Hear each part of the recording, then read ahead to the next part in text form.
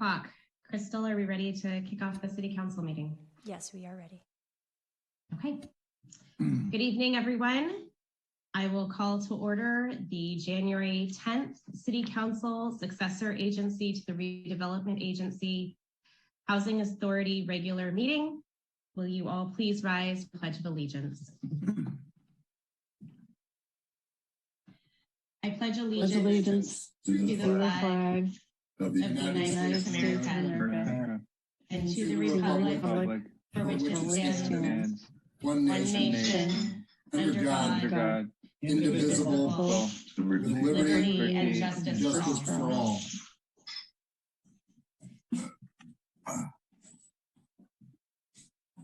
All right, we'll move on to item 3, changes to the order of the agenda. Are there any changes tonight? No changes from staff this evening, Madam Mayor. Okay. Council members, anything from the team? No? Okay, great. We'll move on to presentations. 4A, receive a presentation from the San Carlos Library on its annual services report from Jessica Koshi-Loom. Jessica, I'll let you take it away. Good evening, Mayor McDowell and members of the City Council. My name is Jess Koshi-Loom, and I am the new branch manager of the San Carlos Library. I am so pleased to present to you today the San Mateo County Library's annual report for the fiscal year of 2020 to 2021. Our system is so proud to serve our uniquely diverse communities, and about 284,000 people live within our service area. Our community continues to inspire and drive our services.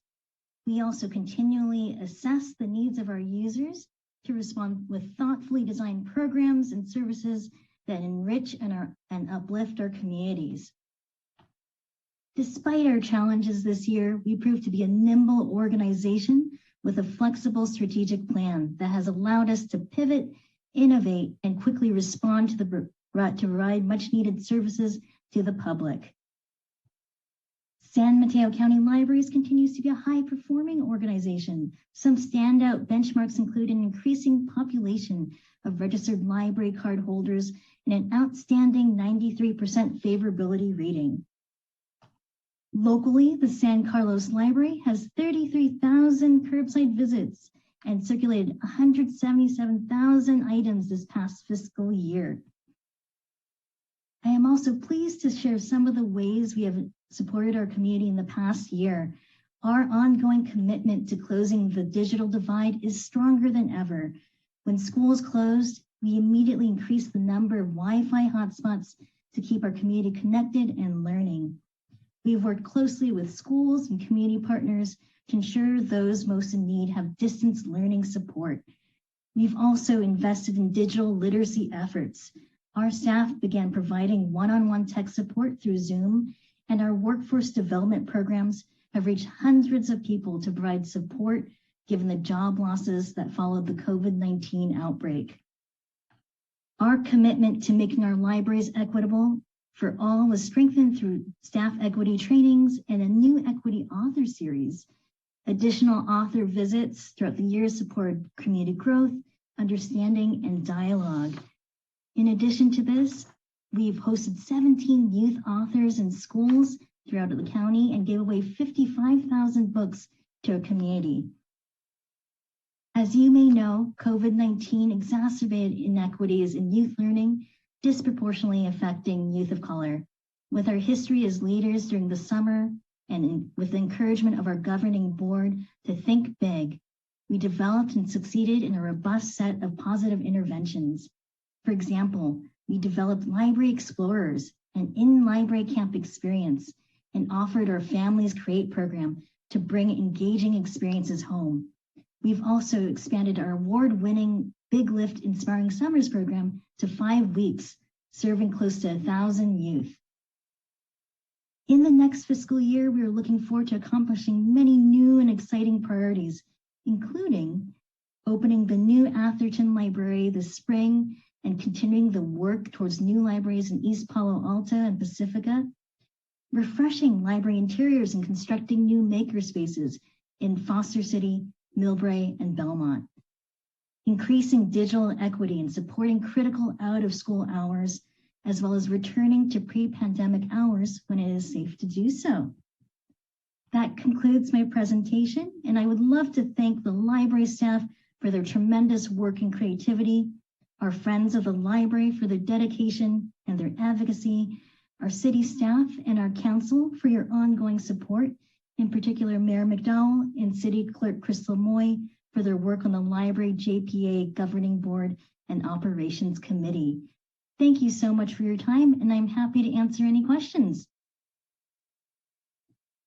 Thank you, Jess. Are there any questions or comments from my colleagues? Councilmember Dugan, go ahead. Thank you, Madam Mayor. And yeah, welcome, Jess. Glad to have you on board in San Carlos in this capacity. And quick question, I'm very impressed. I tuned into the makerspace that's coming together in Redwood City. And will the one in Beaumont that you just mentioned, will that be of, close to the same scale and capability, or is a different vision in mind there? Oh, that is such a wonderful question. I've been talking with one of my colleagues today about makerspaces. I don't know the answer, but I can get back to you about that for sure. Yeah, I appreciate that. And yeah, the makerspaces, it's a really exciting development. I know my kids are pretty excited about some of the capabilities there. And just to be clear, regardless of where you live in San Mateo County, you're welcome at all the makerspaces. And all the libraries in general. I just want to make sure everyone understands that.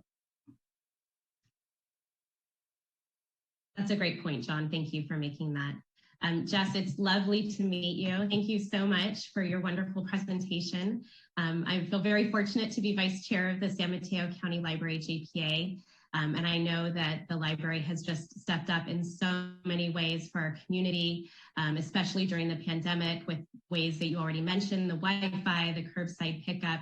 And I'm especially proud of the very large expansion of free camps and programming that the library has offered over the summer to address learning loss for our children. So the library is just a very precious community resource, and I deeply appreciate its role here in San Carlos. So I'm really looking forward to working with you, Jess, and thanks for joining us this evening. Thank you so much, and I look forward to working with all of you. Thank you. Okay, we'll move on at this point to item 4B, receive a presentation from HIP Housing on its services to the community. Joining us this evening is Lauren Borrow, and I'll turn it over to you, Lauren. Good evening, Honorable Mayor and members of the City Council. I'm Lauren Borrow, a member of the HIP Housing Board of Directors.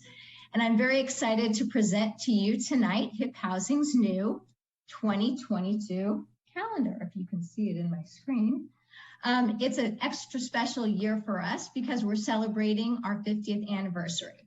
The drawings are the beautiful creations of the winners of our annual calendar contest submitted by children in kindergarten through the 5th grade throughout the county.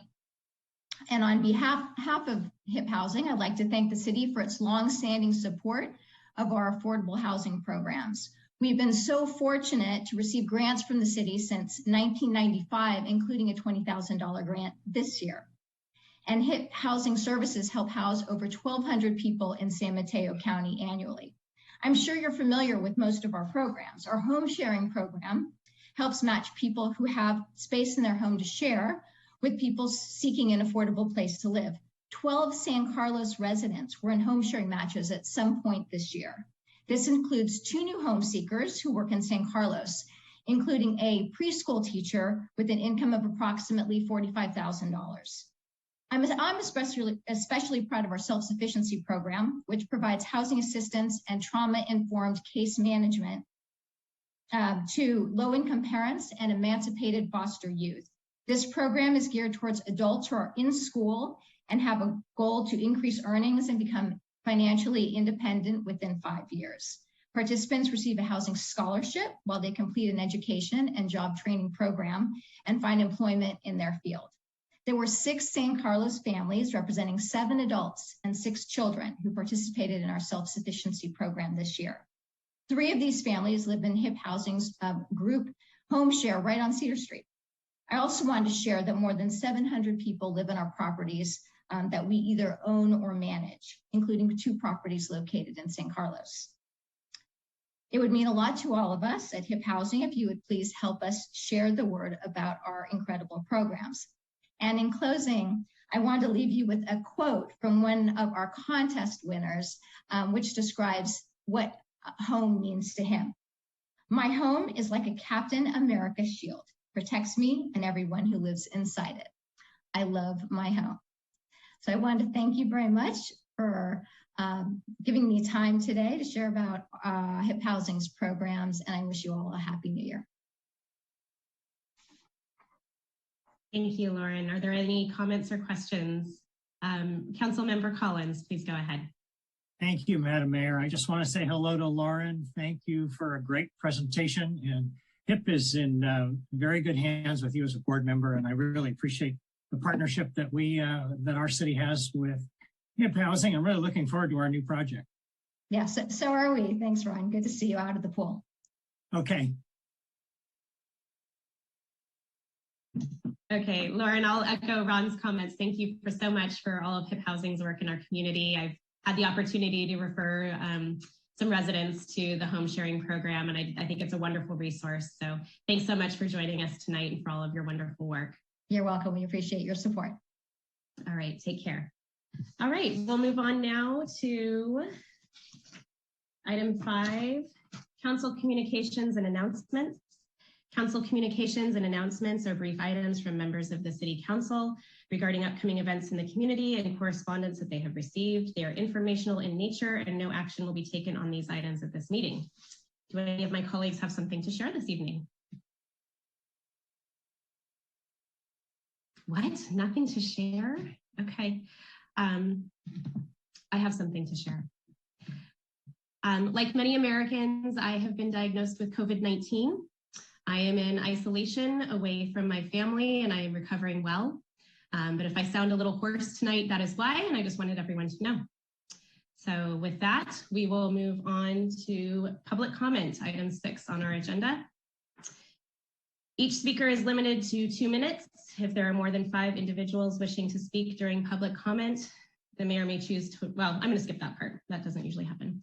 If the item you're speaking on is not listed on the agenda, please be advised that the City Council may briefly respond to statements made or questions posed as allowed under the Brown Act.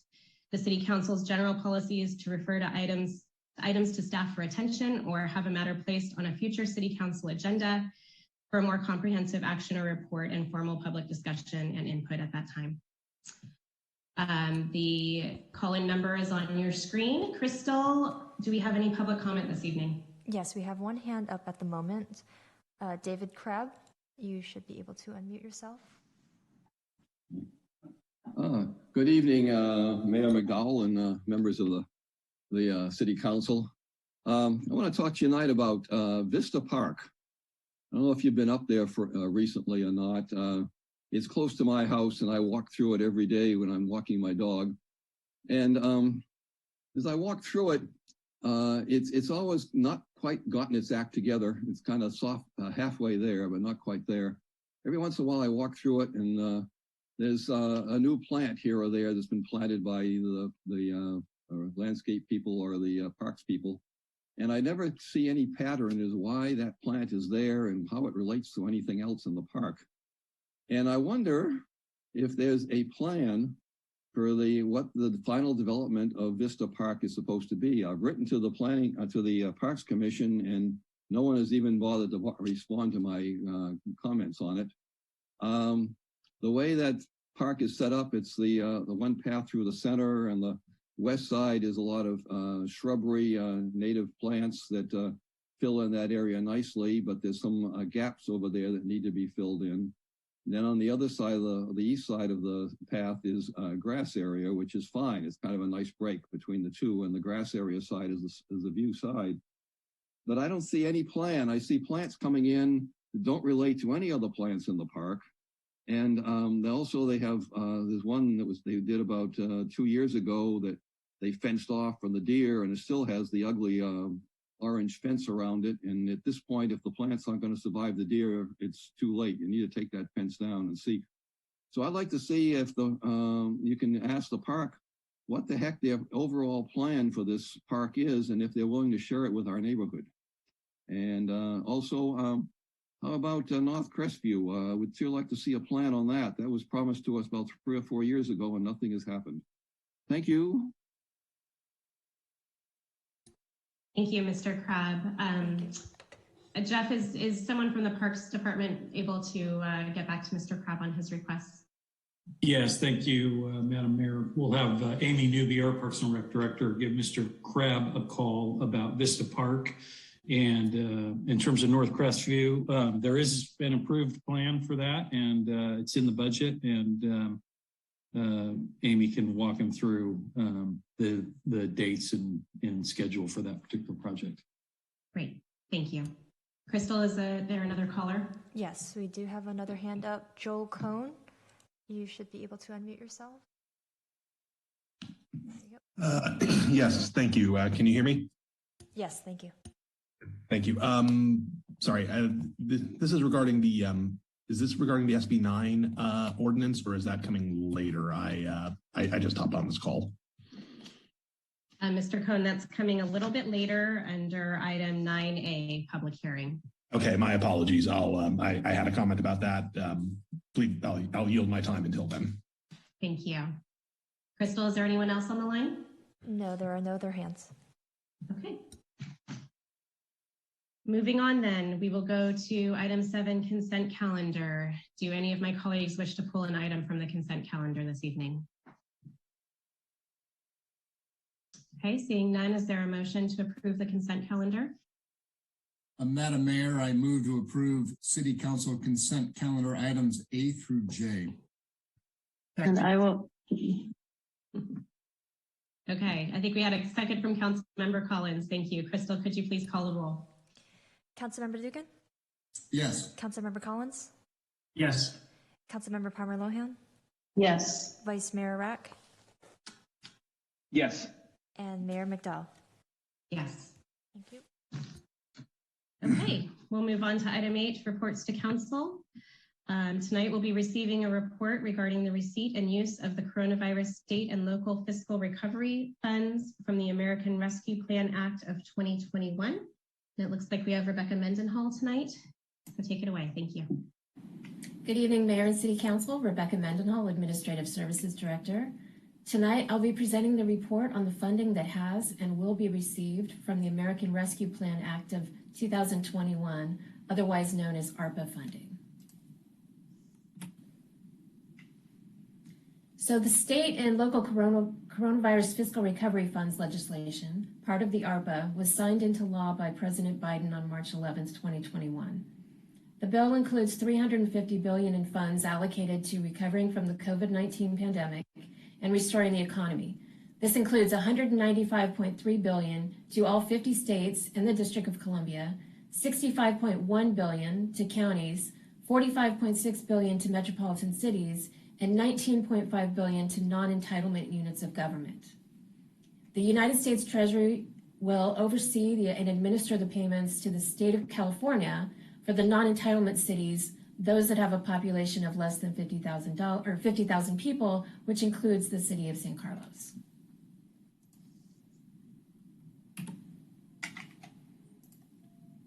So the city received $3.6 million from the state of California on July 13th, 2021, which represents 50% of the city's total ARPA allocation. The second installment or tranche is expected to be received at the end of July this year. All funds must be obligated by December 2024.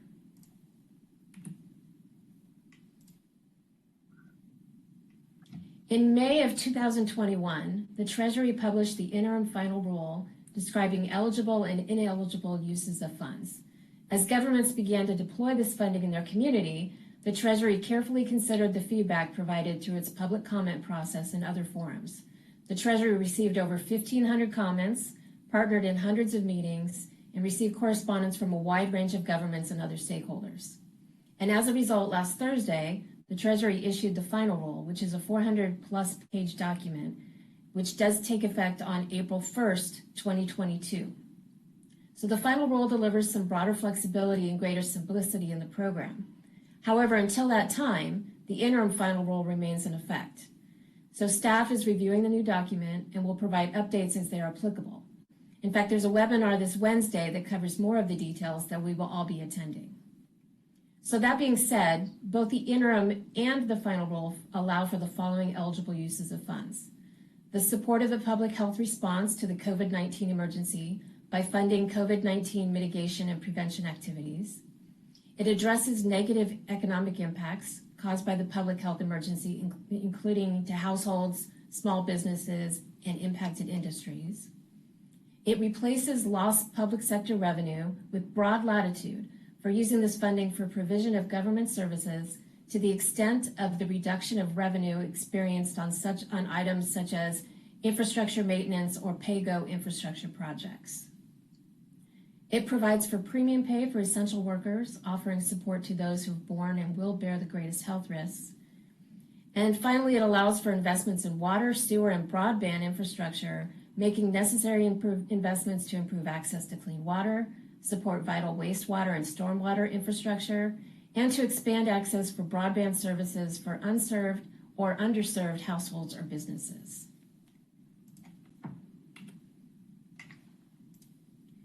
Ineligible uses include deposits into pension funds, debt service, matching funds, legal settlements or judgments, deposit to rainy day funds or general reserves, spending to offset tax cuts, or general infrastructure spending unless done under the revenue loss provision, which is allowable.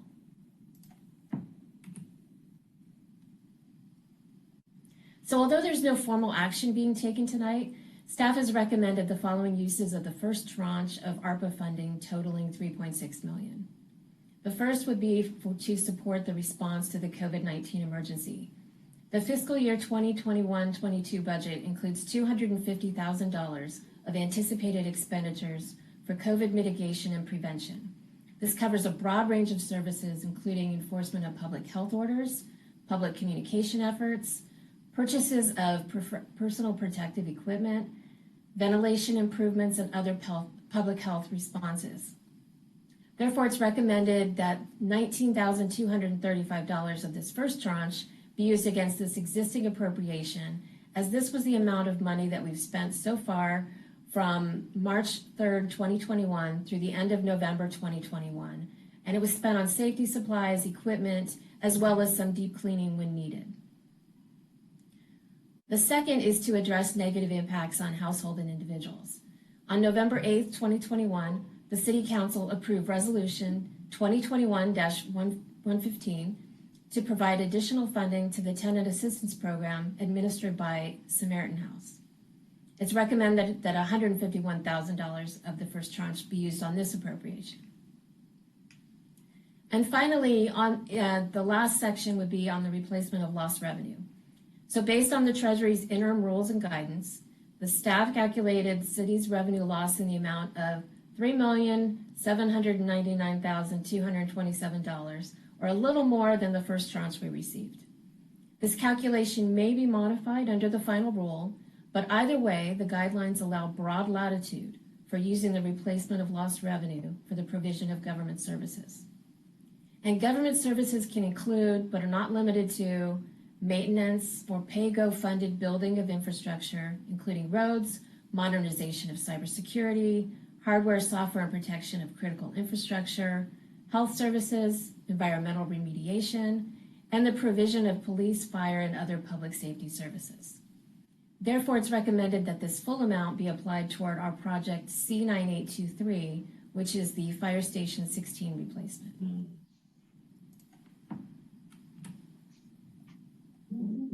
The second tranche of funding is expected to be received at the end of July, and this funding could be used in the following ways: further investments toward our COVID-19 mitigation and prevention, further assistance to address the negative impacts to households, assistance to small businesses and nonprofits, which could include loans or grants, and investments in water, sewer, and broadband infrastructure. Based on the interim final rule and the final rule, this could include water conservation, efficiency or reuse measures, development and implementation of a conservation and management plan under the Clean Water Act, and management and treatment of stormwater. So as I mentioned earlier, we're currently reading through the 400+ pages of the final rule, And we'll use all of our resources, including the webinar later this week, to ensure that we propose allowable projects. And those projects will be discussed more as part of the budget process. So that completes my presentation. I'm happy to answer any questions. Thank you, Rebecca. That was a great presentation. We'll continue to follow our typical pattern where we'll ask questions of staff, 2 or 3 questions, please. Then we'll do public comment and then any discussion from council members. So at this point, do any of my colleagues have questions for Rebecca and her team? Councilmember Palmer Lohan. Thank you, Madam Mayor. Thank you, Rebecca, for the presentation. Very clear. I appreciate that. To the best of your ability, can you tell us like how certain these requirements are that the federal government is putting out with respect to how the dollars can be spent? Is it still evolving, or do you have a pretty clear picture at this point as to how these funds can be appropriated? Thank you so much. Well, it is still evolving. They just issued the final rule last week. And I know as we get closer to our first reporting deadline on April 30th, they're going to be issuing more information on how to report the information in. So it's kind of evolving, and that's why I'm hoping to get more information on these webinars this week with guidance from the National League of Cities as well as the California League of Cities. Thank you. Okay, Councilmember Dugan, go ahead. Yeah, thank you, Madam Mayor, and thank you, Rebecca, for the overview. And yeah, I know it's been a bit of a challenge to run down how we can use these funds. So, you know, and we should be grateful that our shortfalls in this challenging time will be completely filled in and then some. So that is fortunate for entities like San Carlos and elsewhere.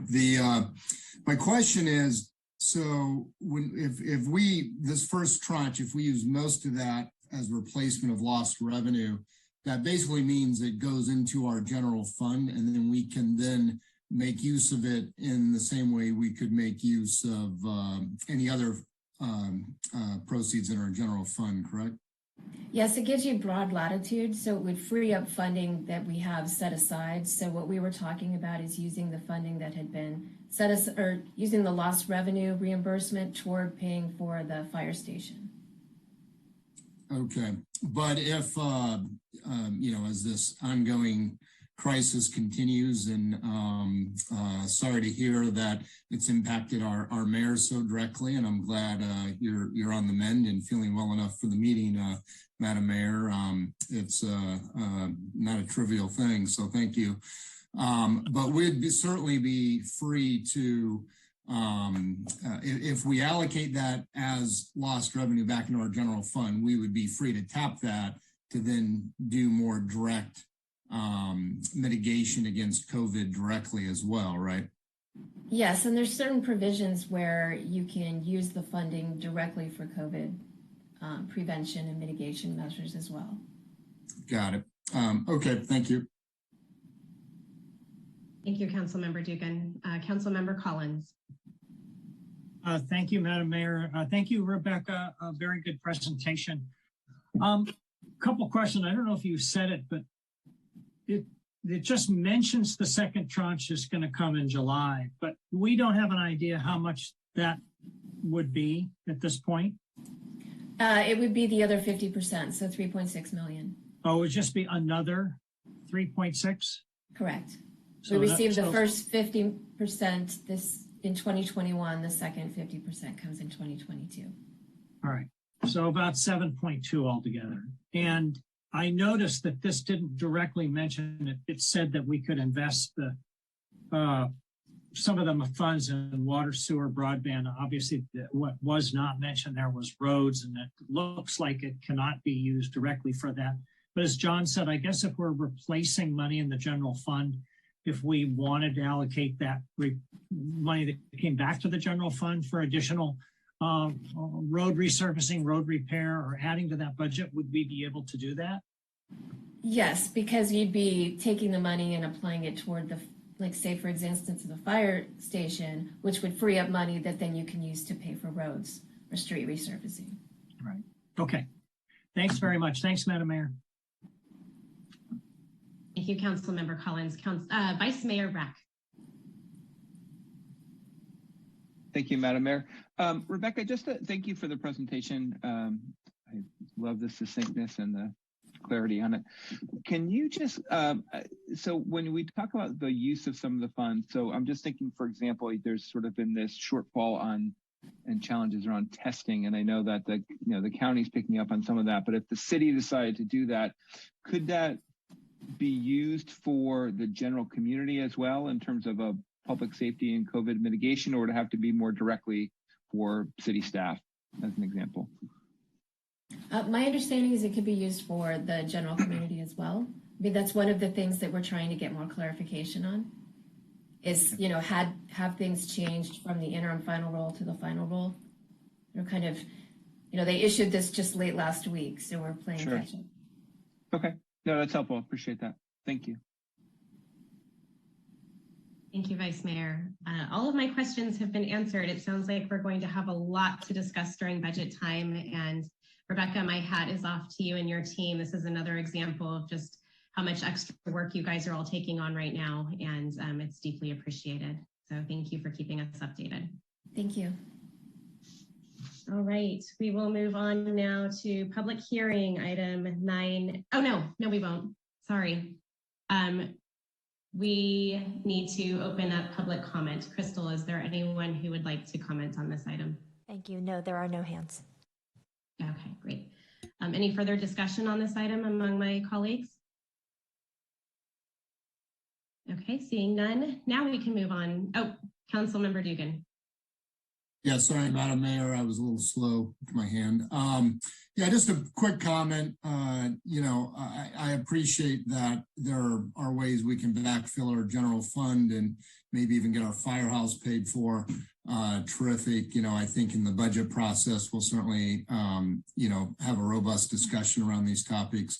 I do just want to say that, if there are still impacts in our community that we want to more directly address, or, in any event, I want to make sure we don't immediately allocate all of this. We have plenty of time to be deliberate and to think about it. And I want to make sure we're firmly on the other side of this pandemic as a community before we have fully allocated these funds elsewhere. It's, still a very serious event taking place, and there still are broad impacts in our community that I'm not sure we fully address. So I do just want to pause and recognize the spirit of this legislation was to allow us as a municipality to directly help people as we see fit at our level of government.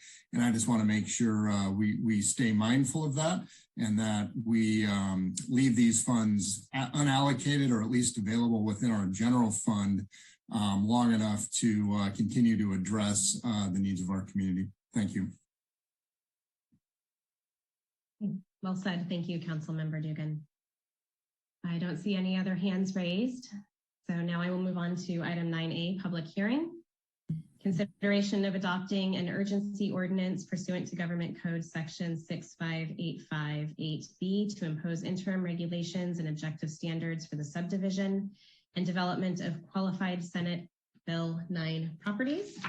And tonight we have Alan Sajudi, I believe, presenting.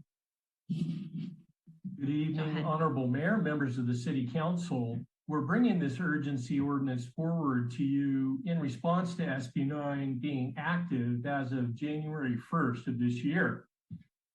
And a number of cities throughout our region have either enacted an ordinance, are developing an ordinance, or are considering doing that. And to stay out in front of the provisions of this bill, the Housing Subcommittee of the Council recommended that we bring this forward to you at the first meeting of this new year. The goal of the ordinance is to enact some standards to head off potentially negative impacts to our single-family residential neighborhoods and of those neighborhoods. And it's also would allow the ability for staff to prepare a permanent ordinance and to obtain more community input prior to setting something more permanent in place. with regard to affordable housing, many of you know that we're in the midst of our general plan housing element update, and we made real progress on that project with the community. And we believe that we will be able to reach our RHNA numbers without SB9. And for instance, we currently allow for accessory dwelling units and junior accessory dwelling units in our community today.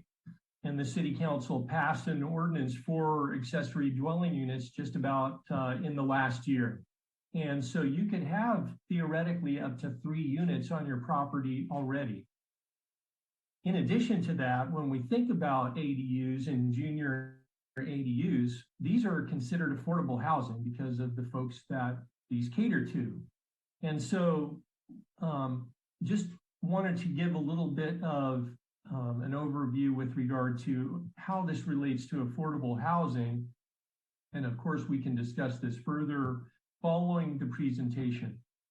But tonight, we'll go over the details of SB9 and the staff recommendations. And as a side note, if it's okay with you, Madam Mayor, I'd like to moderate the questions as they come from the City Council to the appropriate city staff. And with that, I will introduce Judy Hawk, our Senior Management Analyst, and she'll be providing you with the presentation. So Judy? Great. Thank you, Al. Good evening, Madam Mayor, Council, and fellow community members. My name is Judy, and I'll be doing the presentation on SB9 urgency ordinance.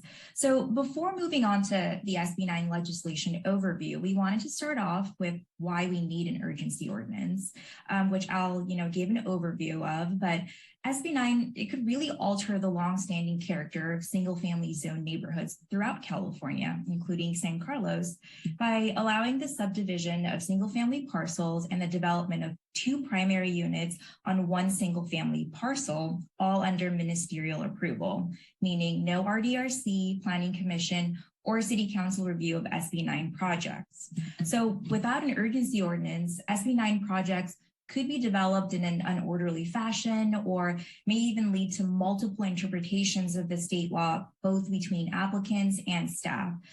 By adopting an urgency ordinance, the city would still meet the state law requirements, but really get the time to engage with the community and the Planning Commission to get guidance on developing the permanent ordinance. It would also allow staff time to analyze the impacts on the zoning ordinance and update it accordingly. So in short, the urgency ordinance would establish interim standards for qualifying SB9 properties, providing the city with clear and measured regulations for how such development can occur while maintaining consistency with state law. In the next few slides, I'll be going over the main components of SB9. So what is SB9? Essentially, there are 3 components to SB9. The first is the 2-unit development, which we will refer to as the no subdivision, where an applicant can build 2 homes on a single-family zoned parcel. The second component is the urban lot split, where an applicant can subdivide a single-family residential lot into 2 lots. It's called urban because the legislation requires that only lots in urban areas or urban clusters can qualify, which most lots in San Carlos fall under. The last component is the extension of the subdivision map from 12 to 24 months. So the urgency ordinance will really focus on the first 2 components to impose interim regulations and objective standards for lots that are both subdivided and not subdivided.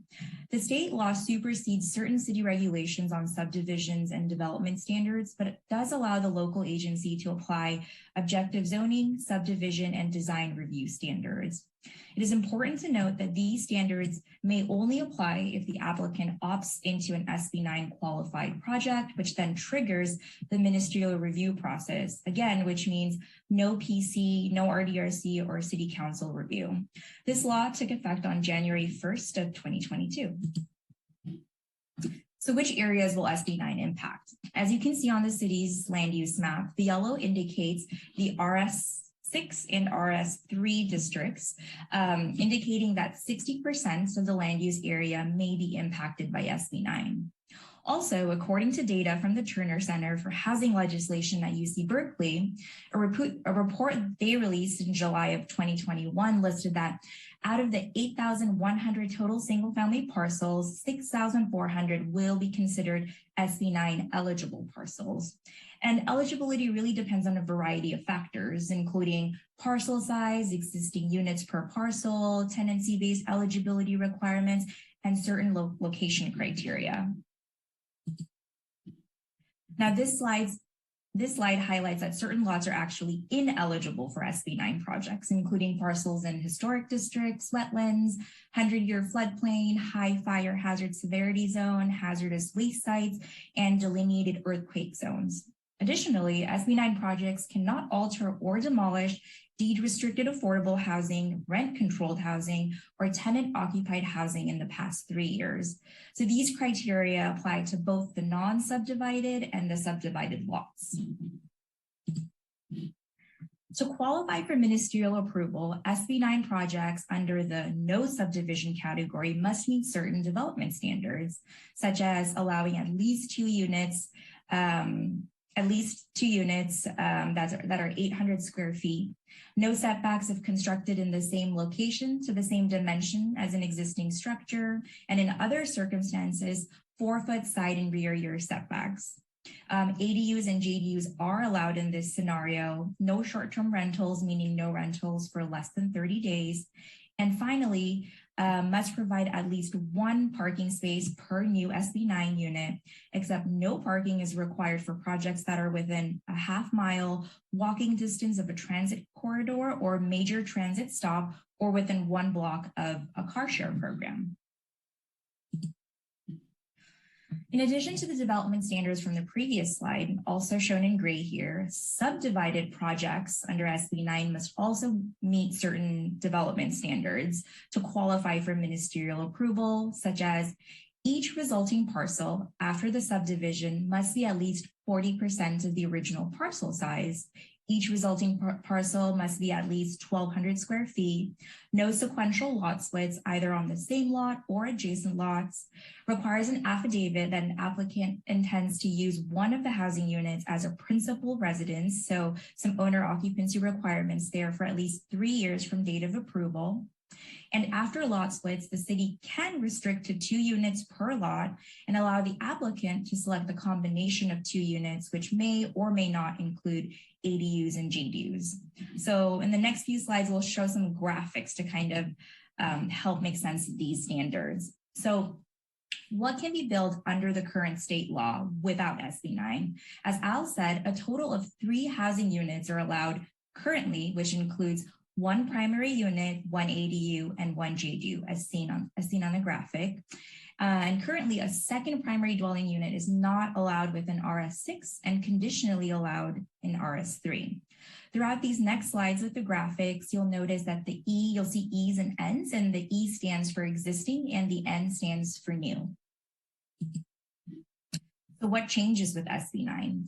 Under the non-subdivision category, 1 existing or 1 new primary dwelling unit or 2 new primary dwelling units are allowed, along with 1 ADU and 1 JDU for a total of 4 housing units, as shown on this graphic. Again, this is for the non-SB9 subdivision. Now, these 2 graphics show the build-out scenario without SB9 on the left and with SB9 on the right on a 5,000 square feet lot. So under the current ordinance, a total of 3 housing units are allowed, including a primary unit, an ADU, and a JDU, which is 3,800 square feet. Now with SB9, a total of 4 units are allowed, including 2 primary units, an ADU, and a JDU, with SB9, so a total of 4 units with 2 primary units, an ADU and a JDU for a total of 4,600 square feet on a 5,000 square feet lot. So this is this graphic right here.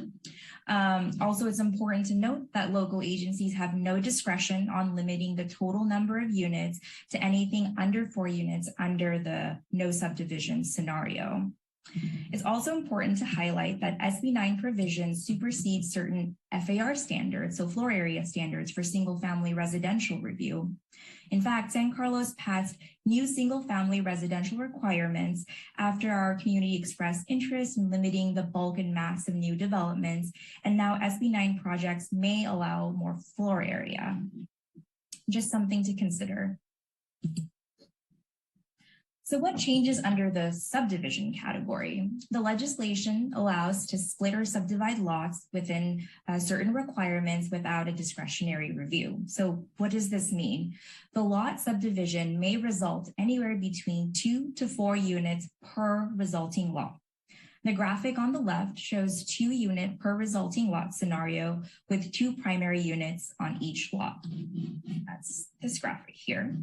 The graphic on the right shows 4 units per resulting lot scenario with 2 primary units on each lot, plus an ADU and a JDU. Please note that this scenario on the right can only happen if the city allows more than 2 units per resulting lot. The current state law gives the city the authority to limit to only 2 units per lot and lets the city decide whether they want the applicant to choose the combination of 2 units to include ADUs and JDUs. However, it is staff recommendation to go with the scenario on the left and limit to 2 total units per resulting lot with no ADUs or JDUs allowed. We'll discuss this further as we dive into the key points of the urgency ordinance. So as discussed at the beginning of the presentation, on December 22nd of last year, staff met with the Housing Subcommittee to discuss the implications of SB 9, and it was recommended to move forward with an urgency ordinance. The purpose of the urgency ordinance is to impose interim regulations and objective standards for the subdivision and the development of qualified SB 9 properties. Now, this is necessary because SB 9 poses a current and immediate threat to the public peace, health, welfare, and safety of the city's single-family neighborhoods. Other neighboring cities have already implemented or are in the process of implementing urgency ordinances, including Palo Alto, Cupertino, Los Altos Hills, and San Jose. Finally, as stated earlier, an urgency ordinance really gives the city time to prepare a permanent ordinance to help manage parking, privacy, scale, and development intensity of the new SB 9 related development on single family lots. And it'll really give us time to engage with the public and prepare information and recommendations for review by the Planning Commission and City Council. Now that we have a general understanding of why we need an urgency ordinance, the next 2 slides will go over the key points embedded within the ordinance. So a maximum of 4 units will be allowed per lot. And so this is related to the non-subdivision category. And this will include 2 primary units and an ADU and a JDU. Also, the maximum size of any new SB 9 unit will be limited to 800 square feet, including the garage. Basements will not be permitted. The minimum front setback for any new SB 9 dwelling unit shall be the same as the underlying zoning, and otherwise 4 feet from the interior side and rear parcel lines. The maximum height, 16 feet, and then 20 feet for properties in the Hillside Overlay District. 1 uncovered parking space will be required for every new SB 9 unit, and no parking will be required when the parcel is located within a half mile of walking distance of either a high quality transit corridor, major stop, or within a car share program. And no dwelling unit shall be rented for a period of less than 30 days and cannot be occupied for short-term rental. And an SB dwelling unit may be rented separately from the primary dwelling unit. Now, moving on, the key points for the SB 9 subdivided parcels, the following standards will apply. So after the subdivision, a maximum of 2 units per resulting lot with no ADUs and JDUs allowed. And the size will be limited to 800 square feet for all new SB 9 units. The rest of these standards are similar to the ones from the previous slide, including 4 feet interior side and rear setback, 16 feet max height, 1 new parking space with the same exceptions, no short-term rentals, and SB9 units are allowed to be rented separately from the primary unit. Now, it's the owner occupancy requirement, which is the new one here, where if the proposed dwelling units are developed subsequent to a subdivision, the owner will be required to sign and record an affidavit placing a covenant that will run with the parcel to confirm that the owner intends to live in either the primary dwelling unit or an SB9 unit on the parcel for at least 3 years from the issuance of an SB9 dwelling unit certificate of occupancy. Now, the next 2 slides show what the neighboring cities are doing in terms of implementing SB9. As you can see, Burlingame adopted a standard ordinance, whereas Palo Alto and Cupertino adopted urgency ordinances. Burlingame and Cupertino are not allowing ADUs and JDUs, and Palo Alto is also not allowing ADUs and JDUs, but under certain provisions. All 3 cities adopted objective standards, as we discussed in the last 2 slides. Moving on to 3 more cities, this matrix shows that Los Altos Hills and San Jose adopted urgency ordinance, whereas Mill Valley adopted a standard ordinance. All 3 cities are not allowing ADUs and JDUs. It's important to note that all 6 cities, including the ones from the previous slide, are limiting to 2 units max per lot after subdivision, which aligns with the staff recommendation. So staff recommends adopting the urgency ordinance, imposing interim regulations and objective standards for the subdivision and development of qualified SB9 properties. Alternatively, council can choose not to adopt the urgency ordinance, which in this case, the state law would apply until a permanent local ordinance is in place, or council can provide staff with alternative direction. Now, if the council were to move forward with adopting an urgency ordinance, staff would come back on February 14th for an extension request. Now, while the urgency ordinance is in place, staff would organize planning commission and city council study sessions and start to prepare the development of a permanent ordinance. Now, the permanent ordinance may consider things like max units allowed after subdivision, max height, and perhaps even affordability requirements, along with any other issues or concern we gather from the community outreach process. This last slide shows the urgency adoption motion in full. And with that, I'll end the presentation. Staff, including Al, Andrea, Lisa, Rucha, and I, all from the Community Development Department, are available for any questions council may have. And Al will be moderating the questions portion. Thank you so much. Thank you, Sajudy. That was a wonderful presentation, distilling a lot of really complex information. I'm wondering, before we start council questions with Al's moderation, if our housing subcommittee members would like to maybe briefly talk about their process. I know that you guys had a first look at this, these plans, so that would be Ron or John. Just opening that up as an option if either of you would like to share your brief thoughts. Ron, go ahead.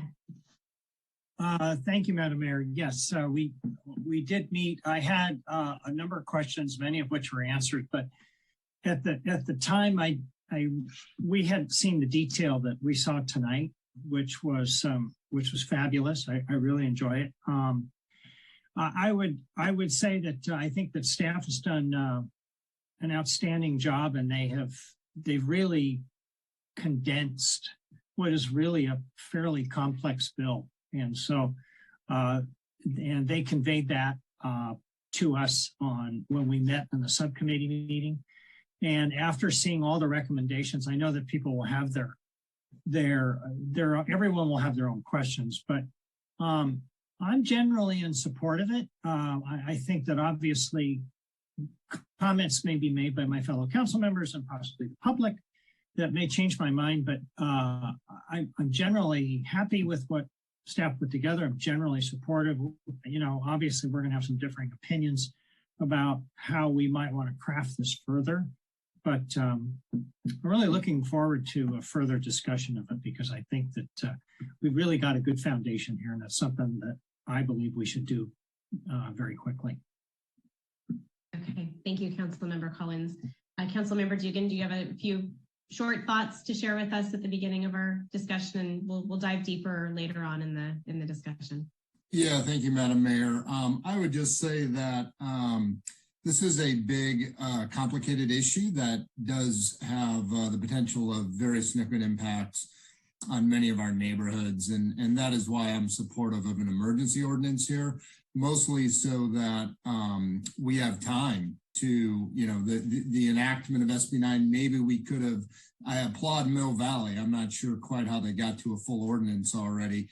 We had a pretty busy fall, and I'll just say I support the emergency ordinance principally so we can take the time, have the community outreach, make sure we're getting thorough input, and really be deliberate here, because this is a significant impact potentially on San Carlos, and we need to be thoughtful and deliberate and really understand what we're doing here. And so that's why I support the ordinance tonight, so that we can be very thoughtful and deliberate and get this right this spring. Thank you.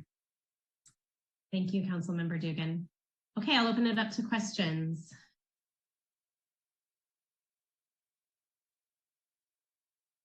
Vice Mayor Rack. Thank you, Madam Mayor. And to Judy and Al, thanks for the presentation, and it really was well done and gave a lot of clarity to the issue. I just had a quick question around the differences when we start looking at if someone were to just leverage the current ADU law that's in place versus SB 9 on some of the, let's say, the height restrictions and other things. So I don't remember, and I apologize, I don't remember exactly where we were on height restrictions for the ADU law, because I know you can go above a garage and there's more flexibility around that. Can you just, so if someone from the public said, gosh, I was thinking about doing something, they might have more, there's options that they might have. And can you just clarify what the two different options are around the two between the ADU law and SB 9, for either for a lot split or just for on existing property? Andrea Martisich, our principal planner, and perhaps Richa. Thank you, Al. Thank you, Vice Mayor Rack. You're correct in that the current ADU law is, I would say, more generous in terms of what can be built than SB 9, specifically for ADUs. ADUs are limited in certain cases to 16 feet in height in order to be considered a state exempt ADU and get some extra consideration in terms of setbacks, for example. However, as you mentioned, they're also able to be constructed above garages. And one big difference that an SB 9 unit would not be able to do that ADUs can is that if an ADU meets current setbacks for a house, so for example, a 9-foot second story setback, we actually allow ADUs on the second floor. Under this proposal, we are recommending limiting the height of an SB 9 unit to 16 feet, which would in effect limit any second story SB 9 units from being constructed.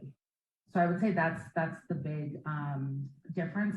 The other difference is under our ADU law, you can actually build a bigger unit. If you have the floor area, you could build up to 1,000 square feet for a 2-bedroom ADU, whereas an SB 9 unit would be limited to 800 square feet regardless of number of bedrooms. Got it, that's helpful. So in some cases, just sticking with the, if someone wanted to look at this, sticking with the current ADU rules, that might be more favorable to them. Correct. I think the SB 9 regulations are really getting you that 4th unit. If you're not subdividing, that's really what you're gaining under SB 9 is the 4th unit. But if you're just comparing, for example, under a subdivision, 2 units max, generally speaking, just building an ADU is going to be more beneficial under our current regulations instead of invoking an SB 9 Great. regulation. Thank you very much. That's super helpful. Thank you. Appreciate it. That's all I had, Madam Mayor. Okay, Councilmember Collins. Thank you, Madam Mayor. I just had a couple, at least for now. On that 30-day rental thing, it still seems kind of short to me. Are we allowed to require more than a 30-day rental? Could we make it 60? Could we make it 90? Okay. Andrea, do you know the answer to that question? I actually don't. I am looking through the law right now, so I will see what I can find. All right. Yeah, It just seems to me that 30 days is, I don't know, it's just too short. I think you could have a revolving door of renters. So if we could legally require a longer rental period, maybe like a minimum of a 3-month lease or a 6-month lease, I'd be interested to know how popular that would be and what the, what everybody else's thoughts are on that. The other thing is on the 800 square feet. So that's the minimum, and we're okay with making that the maximum as well, right? Yes. Okay. And it seems to me that I know that some people would probably argue that that's not very big, but if we did limit it to 800 square feet, does that not then make it or help make it more affordable as a rental? Yes, I mean, is that an argument we can make? Yes, council member. In general, that would allow for a small, either a large studio or a small 2-bedroom, 1-bath unit. If it didn't require any parking, that further adds to the usable square footage inside the unit. And it's pretty comfortable. But it sounds like with a unit like that, though, they would have to provide at least some on-property parking, correct? Well, if it's within half a mile of a transit station, like the train station or bus, they don't have to. Oh, that's right. So if it's beyond half a mile, then we are saying that they should provide at least one parking space. Okay. I forgot about that part. Okay, that's it for now for me. And through the chair, just to answer your questions, Councilmember Collins, the state law does specifically reference 30 days. Okay. Yes. No more, no less. Councilmember Collins, the 30 days in SB 9 is designed to prevent online overnight rentals and turning it into an Airbnb or a VRBO.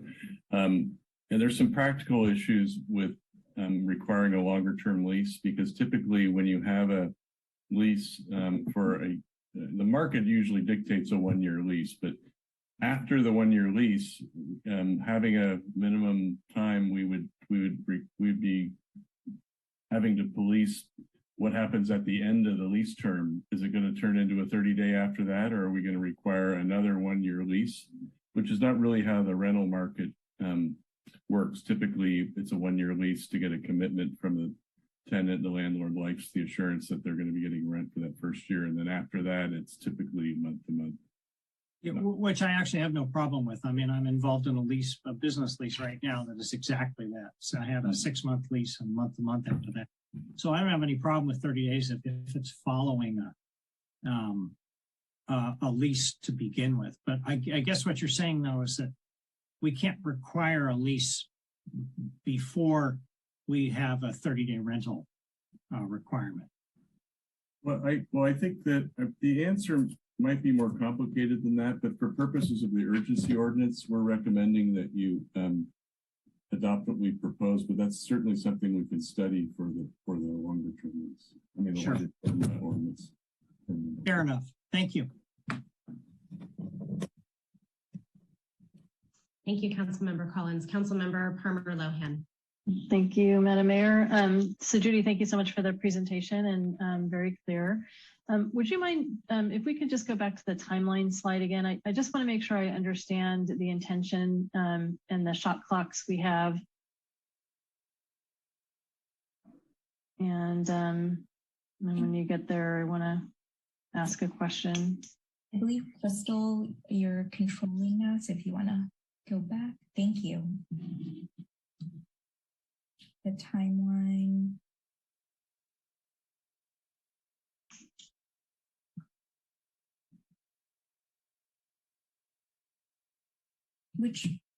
I thought it was towards the end of the presentation where you talked about the 45-day period. and public input? Oh, of like the next steps. Yes. So there'll be recommendations and then next steps. And then is it this one? Yes, I think so. So could you talk to us, what happens in the period between now and February 14th? And you talk about additional study sessions, and there was some comment somewhere in the deck with respect to community input. So could you walk me through kind of what those milestone markers are and the timing as it relates to this February 14th date? Thank you. Sure.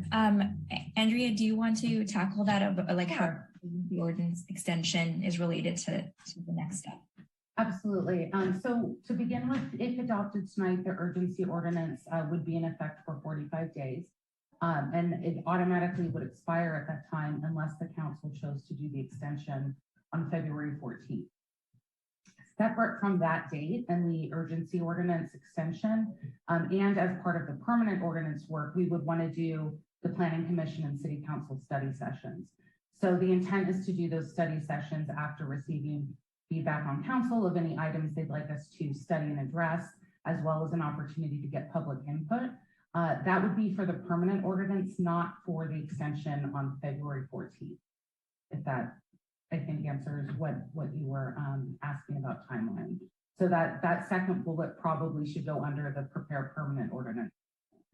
Okay, so what you're suggesting then is that there'd be Planning Commission and City Council study sessions, then a potential for extending the ordinance on the 14th of February, and then after that, some additional community-based inputs to prepare the permanent ordinance. Is that the sequence? Am I understanding correctly?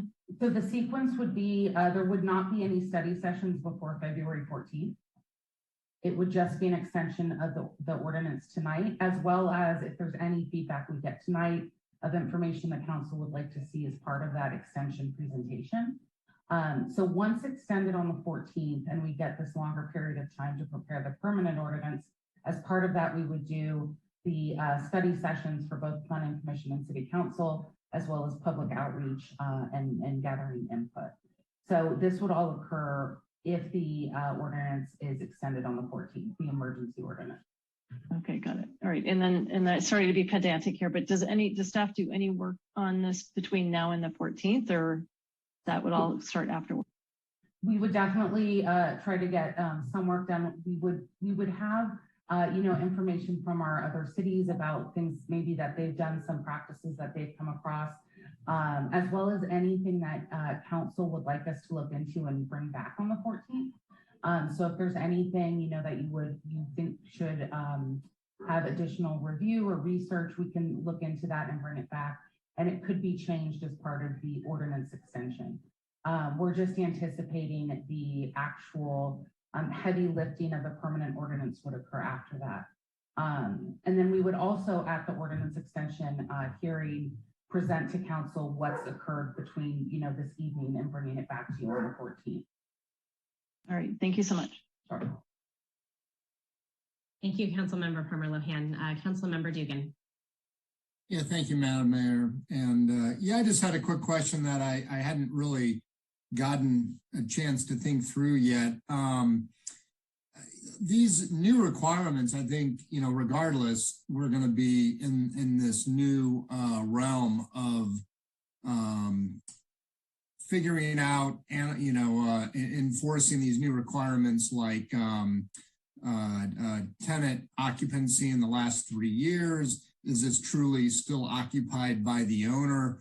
And enforcing the no short-term rental on these. And I'm just curious, question to staff, these new requirements, how burdensome do we think those are? Do we have any kind of ongoing monitoring like that of any, from any of our other ordinances? I mean, or is this kind of like something brand new that we're going to have to get our head around as a city, monitoring a development to see if it's still being occupied by the owner? And is that something we think will be active in, or is that something it'll be in our ordinance, and if the neighbors complain, we'll go take a look?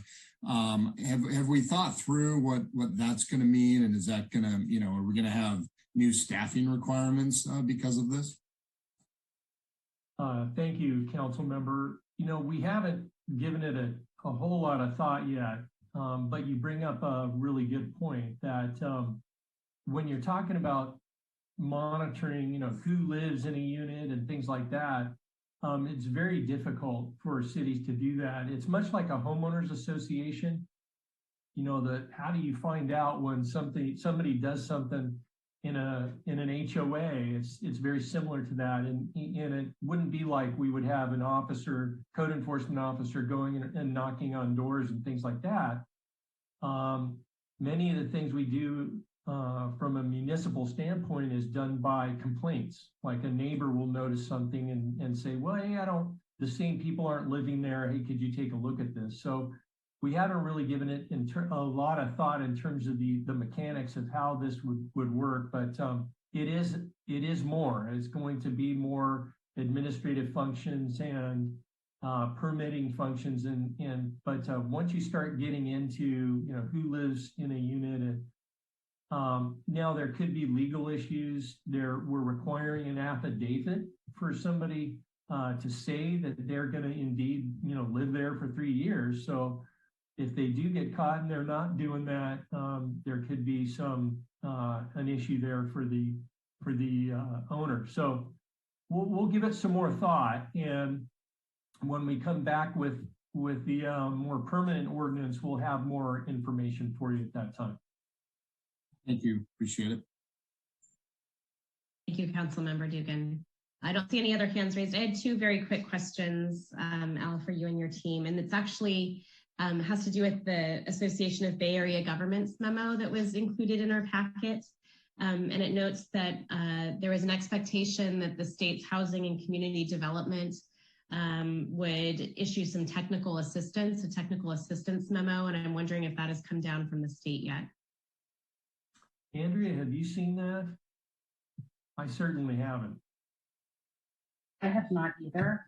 We're lucky to also participate in our 21 Elements group. And so my guess is that we would hear from them once that comes down, and we would discuss with our neighboring cities as well. But I have not seen anything. Okay.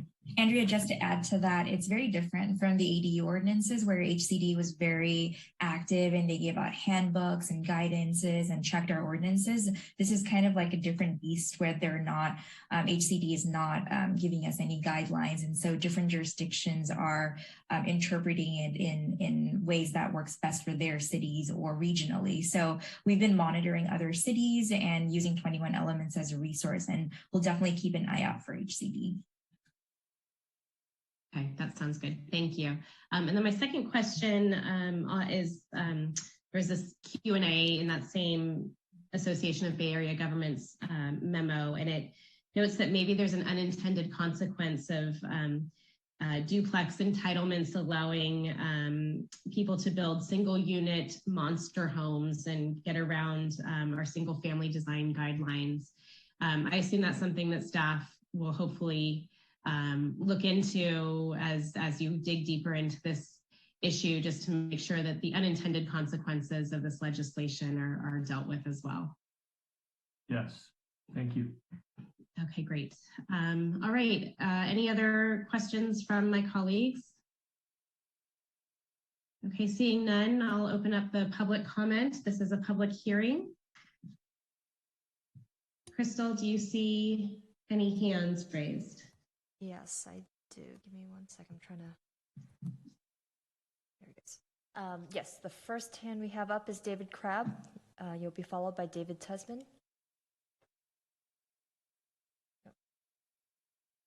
Good evening again, members of the council and Madam Mayor. I would like to actually ask a question, and depending on the answer to the question, I might have a comment. The two versions of the subdivision or non-subdivision and so on, where in relation to ADUs, like ADUs, the ADUs have to be rented. But in these subdivisions that we're talking about, can those units be sold or do they have to be rented? That would be, or if there's a difference between version 1 and version 2. I wish the staff could help me out on that before we go any further.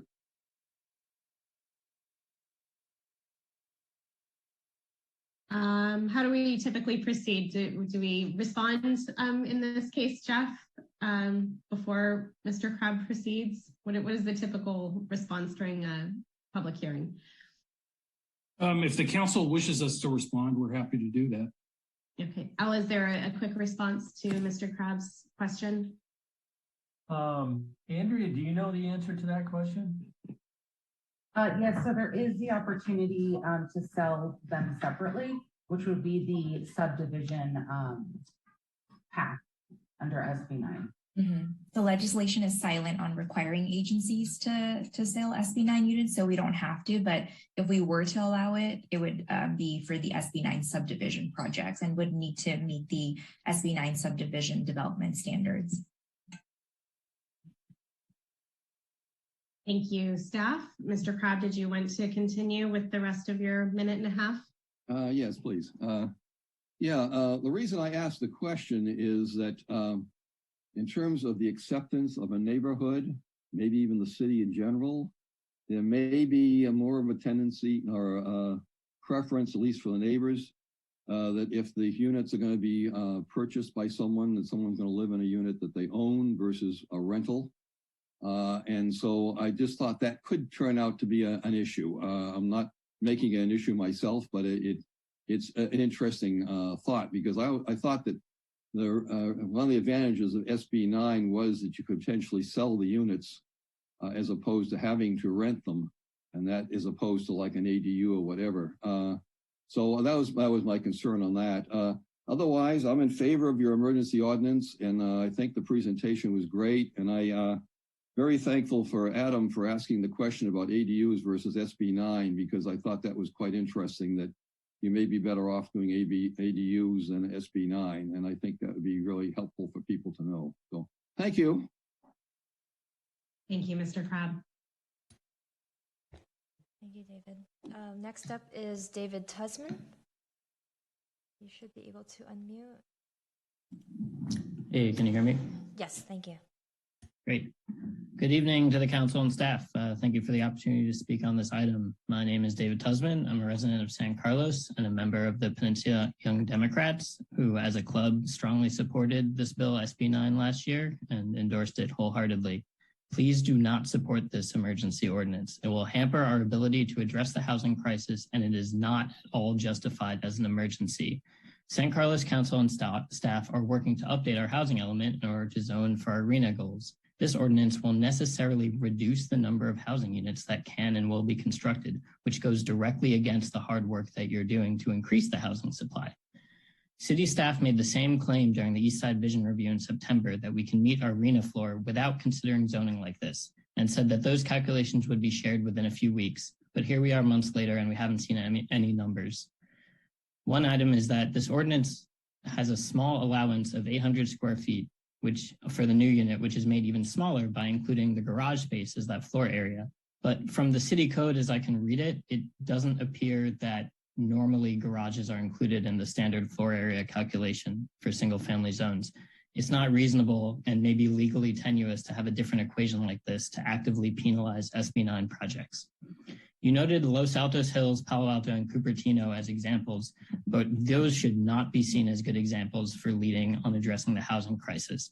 And then you list Mill Valley, which is 38 miles away, not a neighboring city. Our actual neighboring city of Redwood City specifically has planned not to restrict SB 9 developments. They are an example of a city who is leading in the area of addressing the crisis, similar with the city of San Mateo. I've heard that there are about 6 homeowners in the community who have contacted city staff with the hopes of using SB 9 on their property. I hope they were informed of tonight's meeting that will cause them excessive delay and frustration. I'm also curious what kind of projects they're exploring and how people can see the realities of what might happen here. I can't tell where my time is. It jumped. Yeah, I agree. Why don't you take 5 more seconds to wrap up, Mr. Tusman? All right. We already have a thick web of development codes and restrictions that are daunting and expensive for homeowners trying to build on their property. This is a new opportunity for people to do more with their parcel while helping the city with their housing supply and housing an additional family member or renting on the market for supplemental income, or even selling off a subdivided lot to help them downsize from an enormous home and get some liquidity from their home. All great opportunities. Finally, I take strong objection and personal offense to the reasoning worded for this emergency ordinance, that it is a current and immediate threat to the public peace, health, welfare, and safety of a city's single-family neighborhoods. I live in a fourplex. I don't see any threat to my public peace and health and welfare by having more homes like mine. So thank you for giving me the time, and I urge you to oppose this. Thank you. Thank you. Madam Mayor, if you'd allow me just a brief second, I want to pull up the presentation. So Judy, if you can go ahead and close on your end. We're having some freezing issues because she's sharing on her side. No problem, I closed it. Okay, thank you.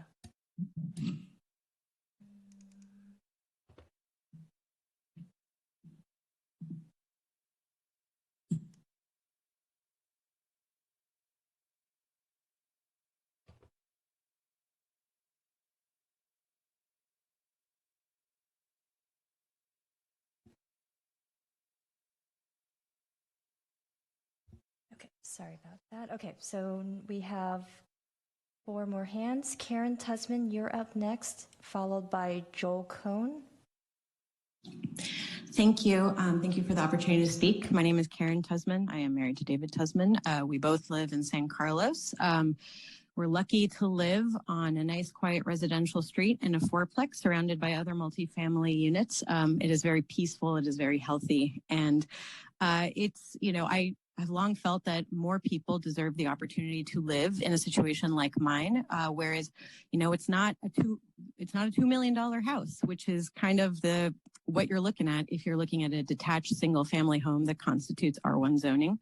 But it's a little piece of, 1,200 square feet, enough room to set up a remote office during the pandemic that we share.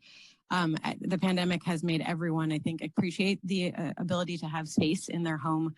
And so I really urge the city to not look at, the word threat keeps coming up. And I really urge the city to look at this as an opportunity. It's an opportunity to house more people, to meet the RHNA goals. It's an opportunity for people to make more of their land.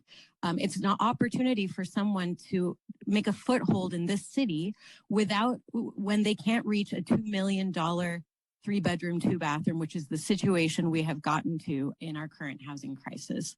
Like my husband, I take offense at the idea that there's a threat to public peace, safety, welfare from SB 9 being enacted as the state intended immediately. And I would really want to hear a clarification of what exactly the threat is here. What is the threat to safety? Because I remember with AB 1482, when that passed, there was a need for an emergency ordinance by the city to prevent landlords from kicking out their tenants. It didn't come fast enough for my building. All of the other tenants, except for us, who were month to month, got kicked out. So I understand what a real threat can look like and a need for emergency ordinances there, but I don't understand the threat here, and I would appreciate an articulation of that threat. I see only opportunity. Thank you. Thank you very much, Ms. Tusman. Okay, up next is Joel Cohn, followed by Lorene Lederer. Hi there. Thank you for taking my call, members of the council. My name is Joel Cohn. I'm calling to urge you not to take any sort of urgency ordinance, regarding SB 9. I think in times like this, a good acronym to keep in mind is KISS. Keep it simple, stupid. With no offense meant to the members of the council. Simply put, I think it's a poor idea to try and craft regulations with the intent of creating some sort of perfect imagined form of housing or ADU splits or what have you. People are going to build on their properties what they think is going to be best suited, and I think, frankly, that's probably a good thing. We're living in a situation where housing prices are incredibly expensive. Rents are, for many people, generally unaffordable. And if people see an opportunity there for them to make use of their own property in such a way that they can help alleviate that while, benefiting both themselves and their communities, I think that's frankly great. I think trying to, restrict them because you want some specific specific thing to happen, more often than not, is going to not make them do, create sort of or any sort of idealized version of housing. Is going to make them not make housing, and not making housing is what got us into this situation in the first place. So I would just say, I'd hope that you don't undertake this ordinance. Most of a lot of neighboring towns are not doing that, and the ones that are the ones that are notorious for basically doing everything they can to stop development of housing for people. And I think that's a bad thing. Thank you very much. Thank you, Mr. Khan. Up next is Lorene Lederer, followed by Josh Wallace. Unmute. Hello, this is Lorene Lederer. Can you hear me? Yes, thank you. I have a number of questions and concerns that have not been addressed here, such as the stress on our infrastructure. With quadrupling our population, what will be the stress on our clean water facilities? I had the privilege of touring the unit out there in Redwood Shores with Cameron Johnson, and we were at pretty much max out there. With each of the properties right now paying $22,000 and more into our sewer fee, how is that going to affect having 4 families living now on one parcel? What are the plans to divide the costs of infrastructure, or are people that are retired that live in their single family home, are their fees going to be jumping quadruple to cover their property because other properties are now being divided and subdivided, et cetera, and placing a larger stress on our infrastructure? So I'd like some discussion on what is the impact on the schools, our clean water, our all other infrastructure that we rely on. Thank you. Thank you. Next up is Josh Wallace, followed by Jordan Grimes. Hi, my name is Josh Wallace. I live on Magnolia Ave, and I want to thank the council for all their efforts, as well as with staff, to bring forward this urgency ordinance. I fully support it. I want to make sure that my neighbors, myself, get to enjoy, and maybe their kids as well, enjoy the life that we've come to love in San Carlos. Yes, it's a single family street, and that's fine. This is my life investment. I want to protect it, and I want to protect that of my neighbors as well. I don't think that is a crime. I think that is a decision that my family made 20 plus years ago to put down roots in San Carlos and invest in what is obviously a wonderful city. So I support the urgency ordinance, and there's a complex bill. Thank you very much. I really appreciate your attention to this issue, and look forward to positive outcomes. Thank you. We have 4 more hands left. Jordan Grimes, you're up next, followed by Mike Dunham. Yes, good evening, Council, Honorable Mayor. My name is Jordan Grimes. I'm a lead member of Housing Advocacy Group Peninsula for Everyone, as well as the political director of the Peninsula Young Democrats, here to express our strong opposition to this motion. It really is deeply disappointing to see this being considered tonight. San Carlos, like so many cities on the peninsula, is woefully out of balance when it comes to jobs and housing created over the last decade. With millions more square feet of biotech office space on the way, the city should be doing everything they can to engender the creation of more housing, not restricting and increasing the regulatory burden on production. Like Mr. Tusman, I was similarly appalled with the assertion that duplexes and multifamily housing present a health and safety concern to single-family neighborhoods. That assertion carries extremely ugly class and racial implications and has no place in public decorum. In regard to some of the comments tonight, I do just want to say that the claim that SB 9 will quadruple the city's housing stock is just simply incorrect. The Turner Center for Housing at UC Berkeley has estimated that statewide, the capacity of SB 9 of lots in the state would only be around 700,000 units statewide. The cities will simply not see very much housing from this measure. What we are talking about is really a minor change to neighborhoods.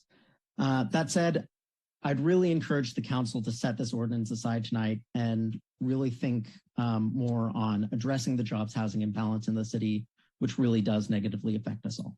Thank you so much for your time. Really appreciate it.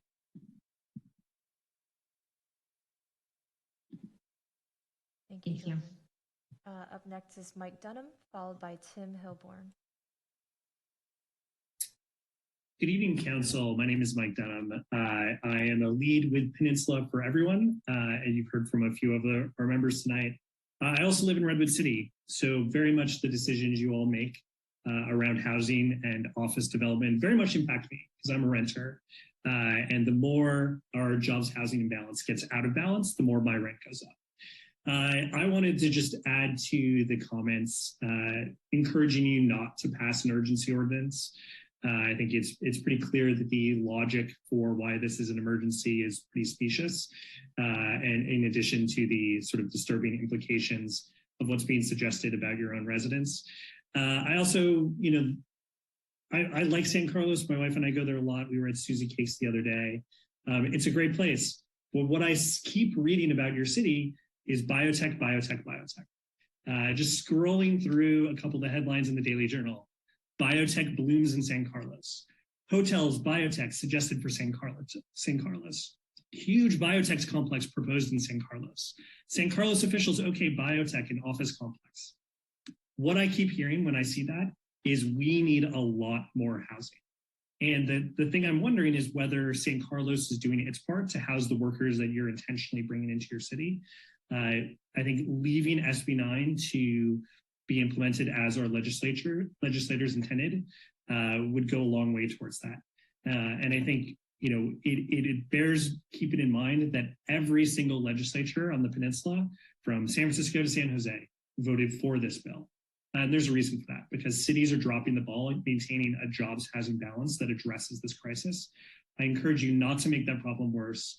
Please vote against this ordinance. Thank you. Thank you. Next up is Tim Hilborn, followed by Roz Sohili.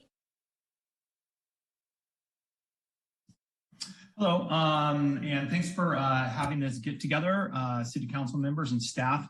The first thing I want to say, I'm Tim Hilborn. I live in Greater East San Carlos area.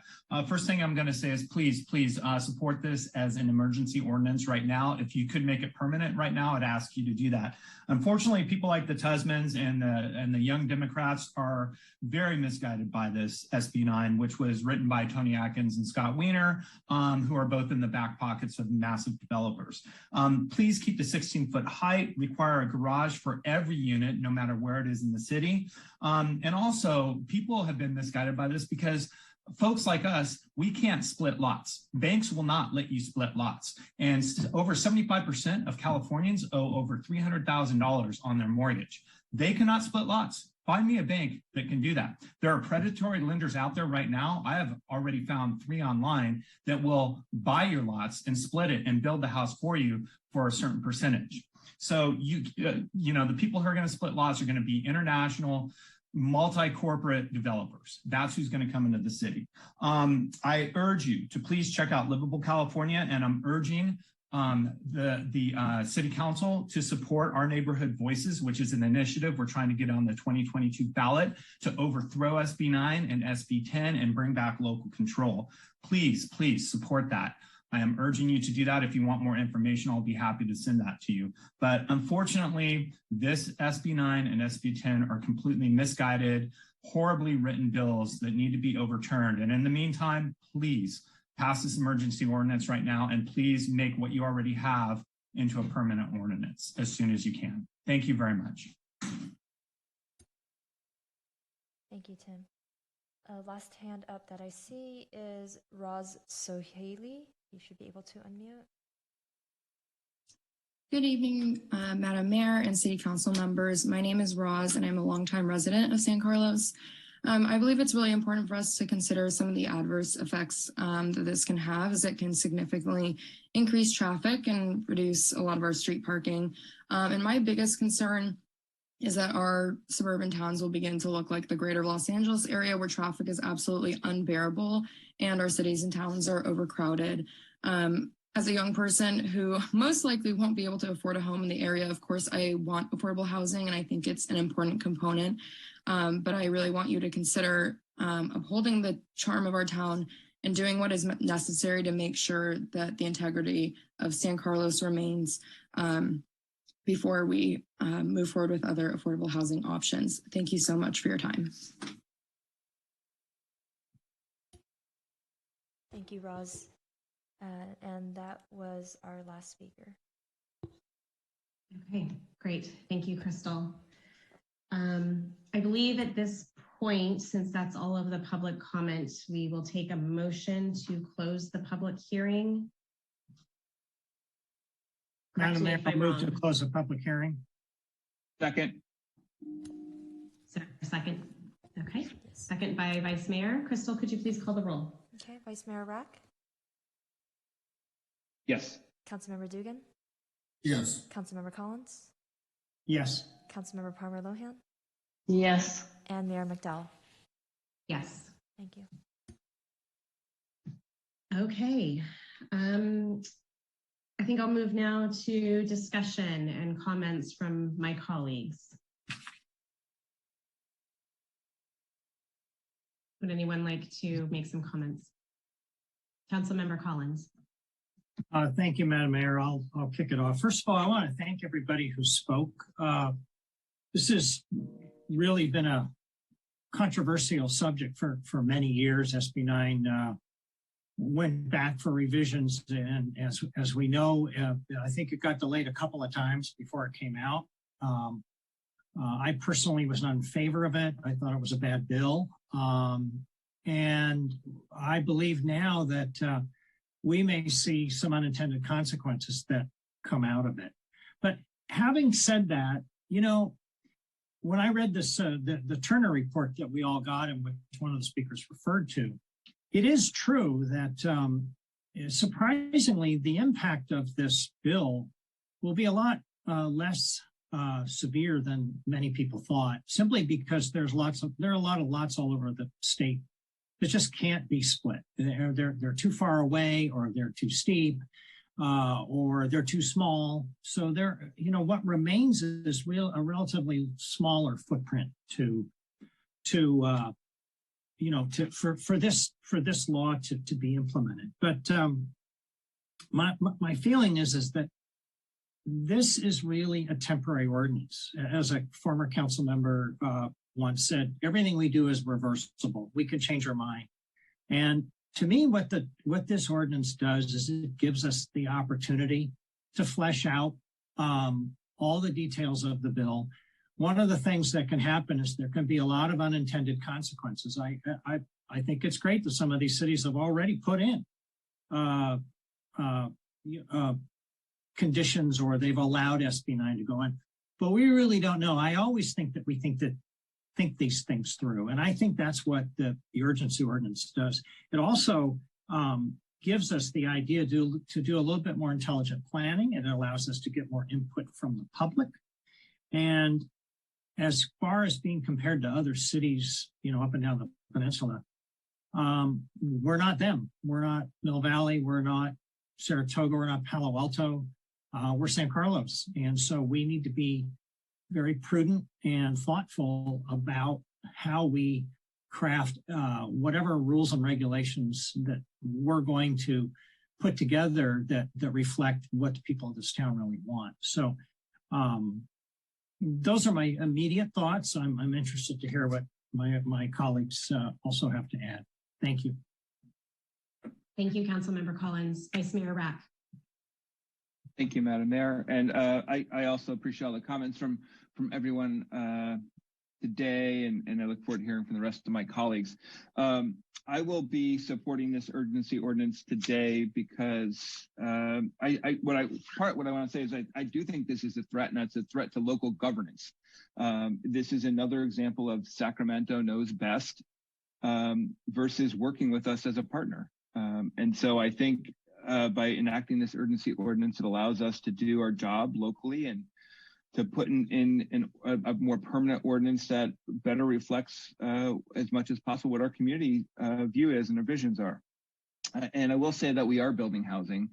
There are multiple projects from the last couple councils. There'll be more coming down the road. We have two all affordable projects that are being done.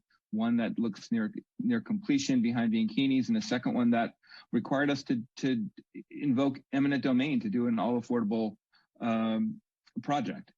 And so what I would prefer is for Sacramento to be a partner with us and look at ways to provide funding and financing for more affordable housing, instead of trying to tell us where to put the housing versus working as partner with us. So I think it's prudent to do this urgency ordinance to get things in place so that we can look at something long term, and per Councilmember Collins' comments, we may find as part of a longer term ordinance things that we want to change that make more sense. So we may have missed the mark on certain things. So I think this is a good next step, and I will be supporting it. Thank you, Vice Mayor Rack. Are there any other comments from my colleagues? Councilmember Palmer Lohan. Thank you very much, Madam Mayor, and thank you for the discussion from the community members and sharing their concerns and input. I think as a council, we've reiterated for several years in a row that the creation of affordable housing is a priority for us. And in fact, as part of the zoning update to our housing, we have actually tasked staff to make sure that we not only meet the RHNA number, but we actually exceed it. And as part of that discussion, I recall in the fall, we did task staff to provide a recommendation on how we would update the housing element of our strategic plan to address the legislative requirements in a way that is consistent with the voice of the residents, the spirit of the law, and the unique nature of our community. I believe that the housing element and its zoning regulations should provide the vision and path to accomplish those things. This approach will provide a 45-day period within which to draft a plan to meet these objectives. And I would encourage all those who called in tonight to continue to participate in that process so that we can really understand the implications of SB 9 and how to create that much needed housing that we need. If at some point during this discussion it's appropriate, I would like staff to potentially address some of the questions of the community members who called in. For example, there was some concern about the rationale behind this and some people taking offense to it. And there was another item that I forgot to note, but if we could, just wanted to put that out there. So thank you for the discussion. Thank you, Council Member Palmer Lohan. Actually, I'm glad you brought that up. I'm wondering, perhaps Jeff and Greg, could you take a couple minutes to address? I do think that there was some, comments by the public about the language of the urgency ordinance and the use of certain words like threat and health and public safety. Could you respond to that and just add a little clarity, please? Perhaps I'll start, since that sounds more like a legal question, Madam Mayor. The Government Code 65858 is the law that deals with urgency ordinances that is set forth in the staff report. It's a 4/5 votes required, a supermajority to pass such an ordinance, and they take effect immediately. and the urgency finding that the public was speaking about is, I think, the issue, and that language is right out of the statute, that there's an urgency and an immediate threat to health and safety and welfare requiring immediate action by the council. So in the urgency ordinance, section 2 and 3 have the basis for the urgency, and essentially, Councilmember Rack, I think, had it pretty close that this urgency, if you will, was imposed upon the city by the state, that they enacted this law only in September of 2021. And so our time to respond to it and understand what we could potentially do as a local agency were implicated by that state law. And what this urgency ordinance does is it creates interim regulations that allow more housing. They do allow more housing. It's not a moratorium. We're allowing SB 9 projects to come forward. But what is absent in our current code, and that creates the urgency, by my way of thinking, is the absence of the objective standards that the state law speaks to. So that's what we're trying to do with this urgency ordinance, is to create objective standards that are allowed under the code. And while we study the full implications and develop a final policy recommendation for the council on what a permanent ordinance is going to look like, we think that these are appropriate regulations that are allowed under SB 9 because there is a component of local control. And this is designed to get us to the point where we can recommend a permanent ordinance. Now, the law requires us to, you only have 45 days, so it's likely that we'll be requesting that you extend the ordinance, but we don't anticipate it's going to take the full year to get through the final ordinance, because we're going to quickly learn what the interpretation of the code is and get the impact from the public, what the objective standards, the final objective standards should be, and then we'd move forward with that. I don't know, I don't want to overstate how quickly we can do it, but we'll be able to, I think we'll be able to accomplish it before a year. Thank you, Greg. Councilmember Palmer Lohan, do you think that addresses your concerns? Yeah, that's helpful. I appreciate that. And then there was also another concern about the jobs housing gap. And I know we've also talked about that in previous council meetings. So if it's possible, if we could perhaps have Al or somebody from the planning department discuss where we currently stand as a community and what we're anticipating as a result of our upcoming zoning changes to our housing, that would be, if we're open to that discussion, I'd appreciate it. Madam Mayor, I can talk a little bit about that. Yes, please. So, as noted earlier, we're right in the middle of our housing element update, and we've had about a year of community engagement. And we've discussed various ideas with the community about how would we accommodate the units that the state is requiring us to plan for. The state requires us to remove constraints for those units. So we don't necessarily have to build them over this mandated 8-year period, but we have to show where those new housing units would go, and to show that there are less constraints from a zoning standpoint to do that. And so we've been running the numbers, and we've talked to the community about, well, where in the community would this occur? And we've looked at areas along El Camino Real, San Carlos Avenue, and in and around the multifamily housing areas in and around the downtown. And so what we are looking at this time is the state requirement, plus we're adding a little bit of a surplus to this, is about 3,200 units that we need to plan for over the next 8 years.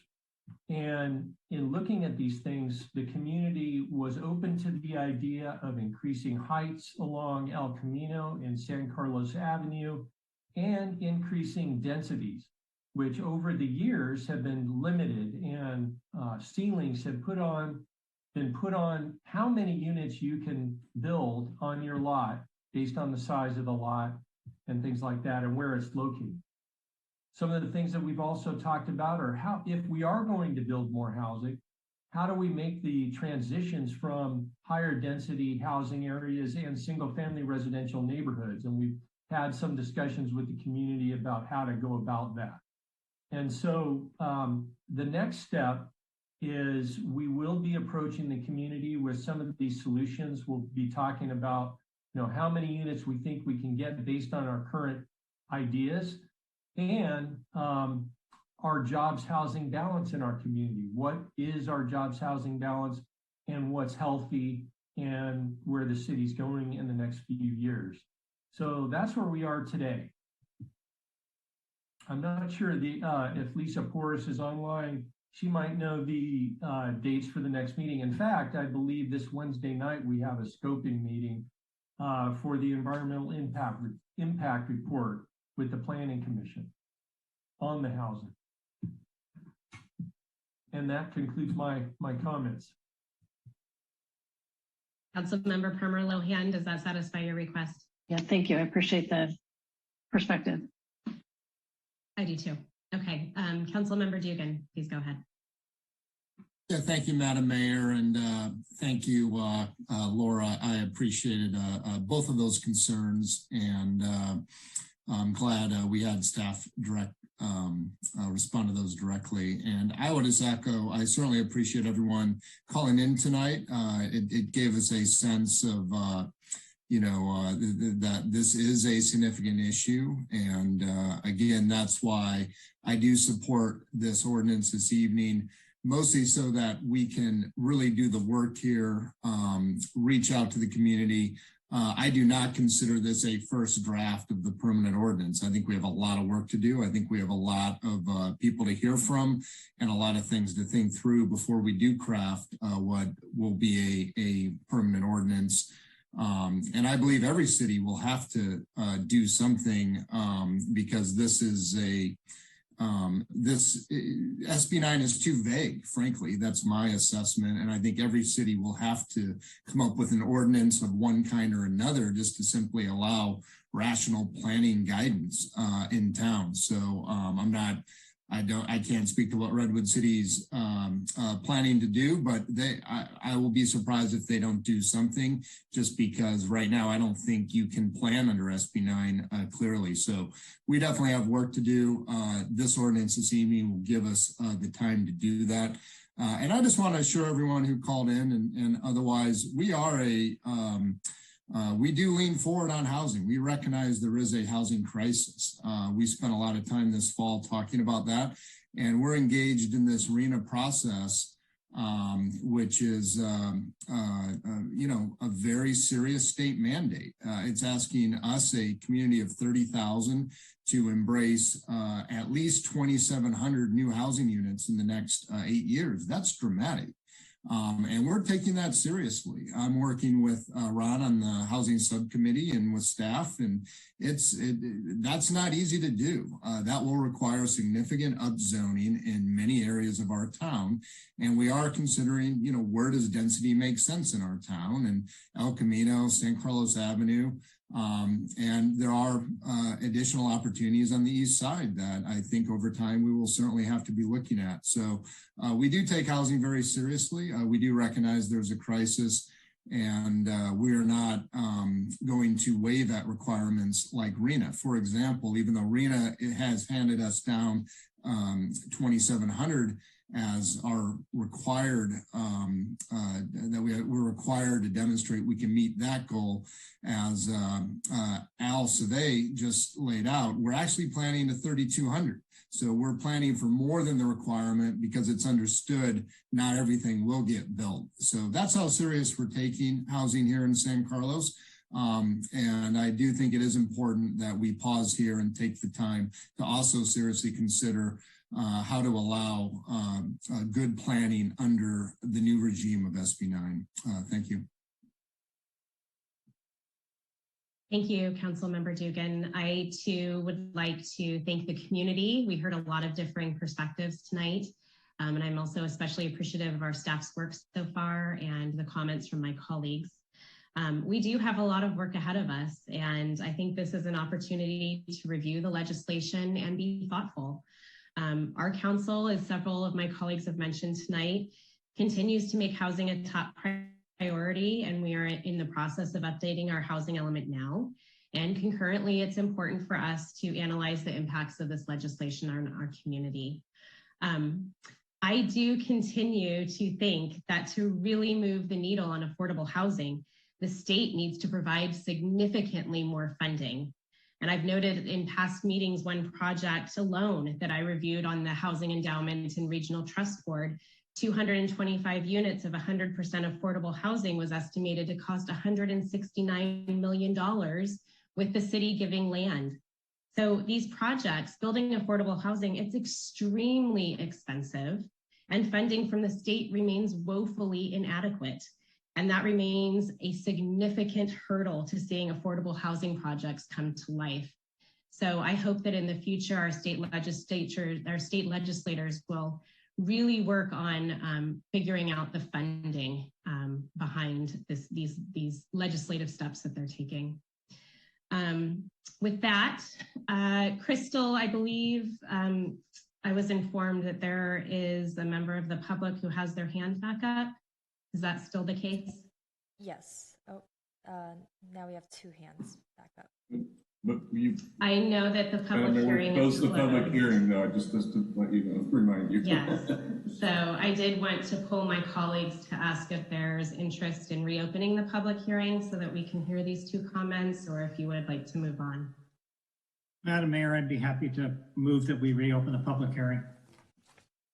Madam Mayor, I just want to, are they new comments for people who weren't able to be a part of the public hearing, or there are people who wanted to now, after they've heard our comments, provide responses? I guess that would be my only question around Crystal, are you able to answer that? Both hands up are from the members of the public who have already spoken. Madam Mayor, I will second the motion to open public comment. Crystal, could you please call the roll?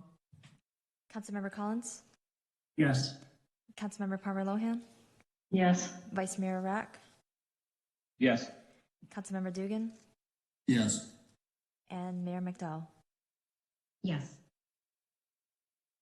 Okay, so first hand up is David Tusman. You should be able to unmute. Hello, thanks for opening public comment again.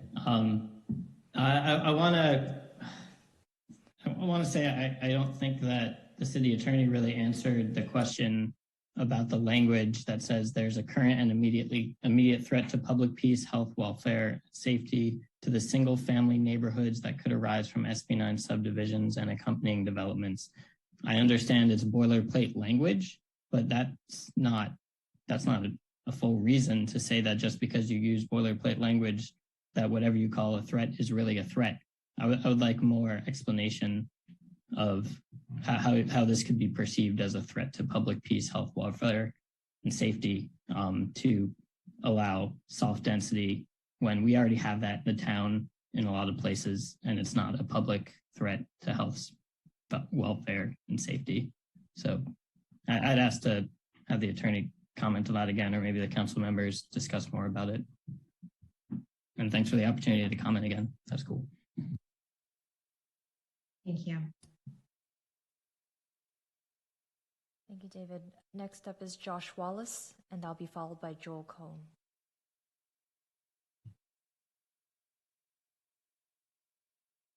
Hi, this is Sandra Wallace. And I just wanted to say that number one, yes, this is a threat to people who have been San Carlos residents all over California for many, many years, who've worked hard to buy their houses, to keep their houses, to live, yes, the suburban dream, but it is a threat to all of us. I do support the urgency ordinance. Thank you so much for going through with this.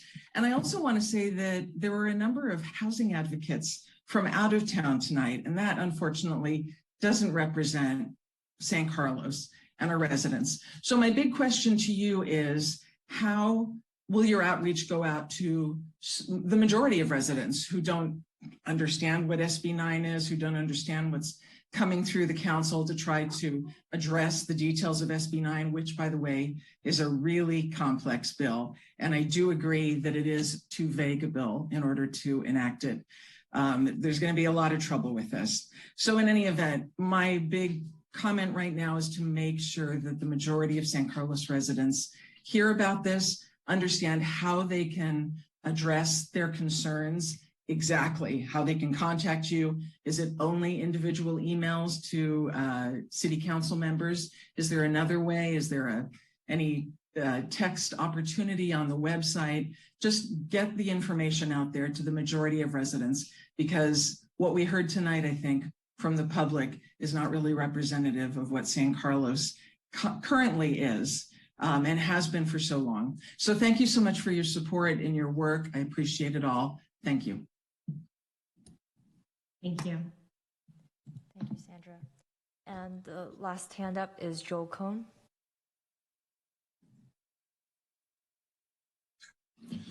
Thank you very much for hearing me again.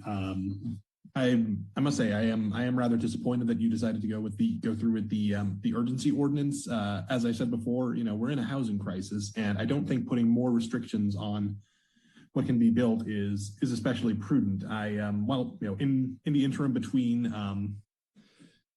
my previous comment and the vote, I did some looking online, and it appears that in the last 10 years, San Carlos has built 409 homes and added 4,575 new jobs, one of which is actually mine. I am employed by somebody in San Carlos, but I work in another city. And I think that's unfortunate.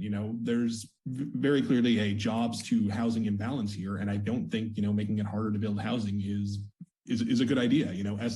SB 9 has its own set of regulations, and I don't think it's prudent to add more on top of it. We have, people can let people make their own decisions about what they want to put on their property, instead of trying to, craft some sort of, imagined ideal housing situation. And I mean, fundamentally, a lot of the criticisms about things like parking or water or crowding, I think they're spurious. It's like, if people are using water somewhere, or if people move into San Carlos and use water there, it's like, if they're not able to come there, they're going to use it somewhere else. So unless they're moving to a different drainage basin, they're still using the same bloody water at the end of the day.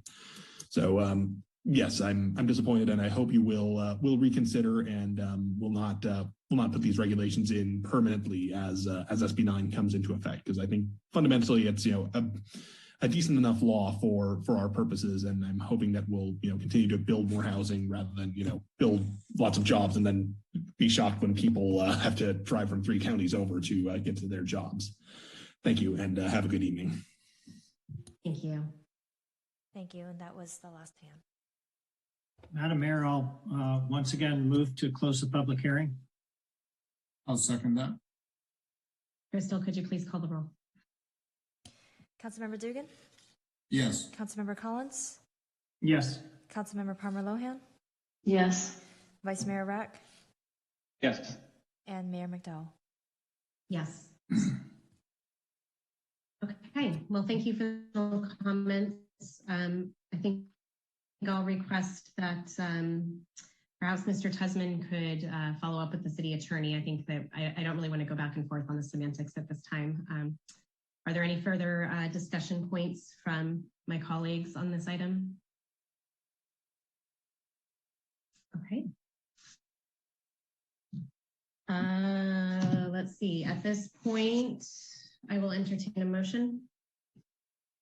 Madam Mayor, I move to adopt urgency ordinance number 1576. 1570, an ordinance of the City Council of the City of San Carlos pursuant to Government Code Section 65858B, imposing interim regulations and objective standards for the subdivision and development of qualified Senate Bill 9 properties. I'll second. Crystal, could you please call the roll? Vice Mayor Yes. Is there any further discussion? Yes. Councilmember Collins. Yeah, Thank you, Madam Mayor. There's just a couple of points I wanted to make. SB 9 or no SB 9, we've been focusing on housing since I've been on the council, and that's over 10 years. So long before I think Scott Wiener was even in the legislature, we were talking about housing in San Carlos. All of us, except maybe Adam, who also cares about housing, have been involved in various, committees and commissions and JPAs and that sort of thing, trying to build more housing. And even though I disagree with some of the people who, called in, I do appreciate your input. It's helpful. It'll be helpful to the process. But it's also important to remember that even without, if SB 9 didn't even exist, we would be building more housing. We would be wanting and planning to build more housing than SB 9 even wants us to build.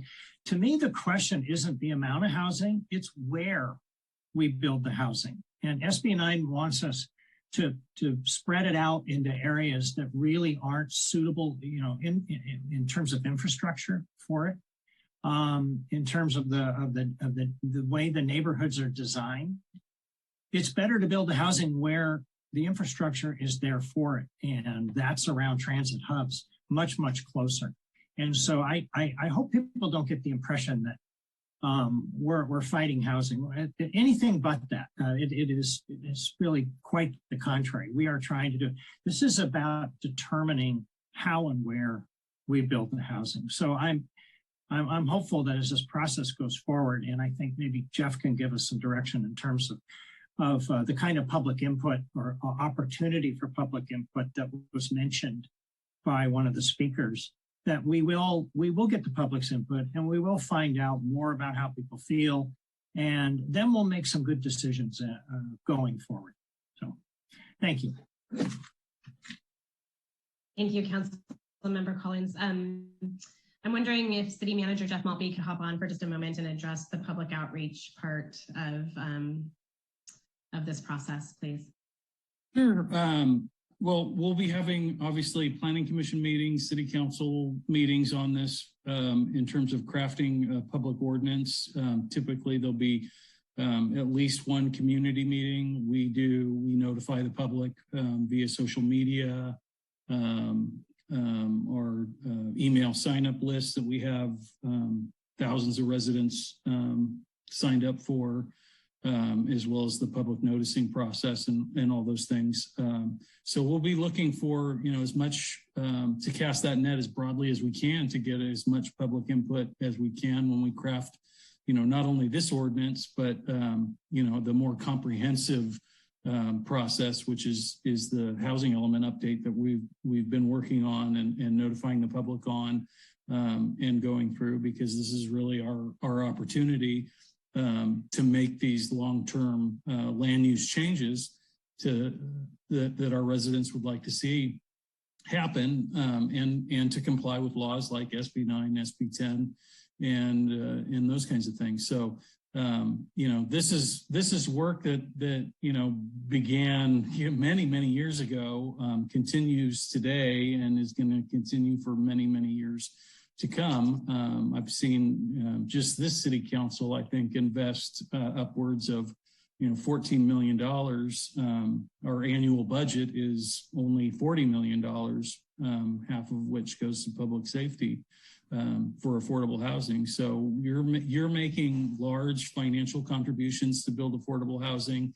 You've passed numerous ordinances to make the creation of housing in our community more viable, and you have a lot in the work to continue that process. So I think there's a lot that this council has to be proud of, as well as your predecessors have to be proud of, and that those of us who continue to work on it, or our successors in the future, will have plenty to keep them busy in terms of addressing this issue. Thank you, Jeff. Do my colleagues have any further discussion before we call the roll? Okay, seeing none. Crystal, could you please call the roll? Okay.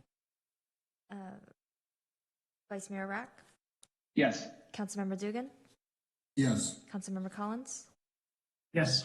Councilmember Palmer Lohan? Yes. And Mayor McDowell. Yes. Thank you. Thank you, Crystal. Okay, now we'll move on to item 10A, a study session to receive a presentation on year-round lighting in the downtown.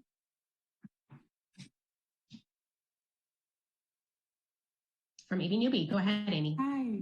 Good evening, Mayor McDowell, Vice Mayor Rack, and council members. Amy Newby, Parks and Recreation Director.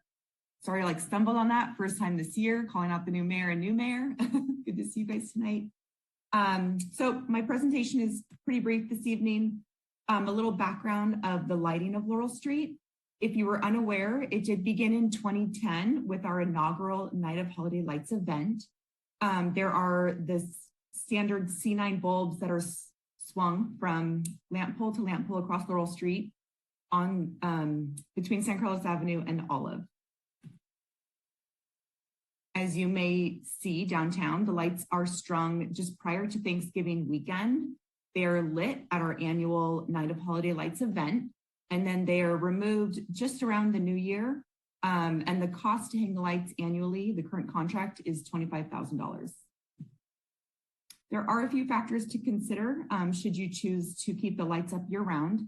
First would be our maintenance contract. We're currently in a contract with a vendor who hangs the lights each holiday season. So we would have to terminate that contract and then seek out a contract with a new scope of services. Second is we would want to evaluate the tension of the lamp poles. We would want to determine if they can withstand that constant tension of the cable that the lights are strung on. And it would be a possibility that we may need to retrofit the poles in order to withstand that tension year round. Sometimes they just, with high winds or certain inclement weather, the cable may snap. And in the last, I guess now, 11 years, we've had a cable snap one time where our contractor came out and repaired that. And then lastly, just one thing to consider, because lighting of Laurel Street is kind of one of our main attractions of our Night of Holiday Lights event, is the city would want to maybe consider, would we add a new attraction to that event so that it continues to just be this festive and something to do for Night of Holiday Lights. So very brief, if there's any questions, I'd be happy to answer them. Thank you, Amy. Are there any questions from the council? Councilmember Palmer Lohan. Thank you, Madam Mayor, and thank you, Amy, for the presentation. I was just, wondering about this. Would there be an opportunity also for us to think about extending this to the other areas of San Carlos, for example, like Sola, what we're calling Sola, South Laurel? There's some really nice restaurants down there.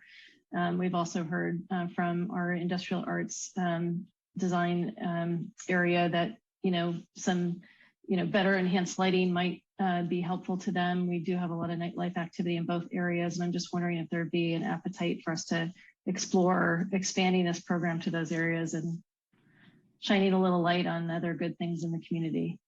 Sure. Council could consider that. That also could be considered as part of the downtown plan, decorative lighting further along Laurel Street or in other areas of the community.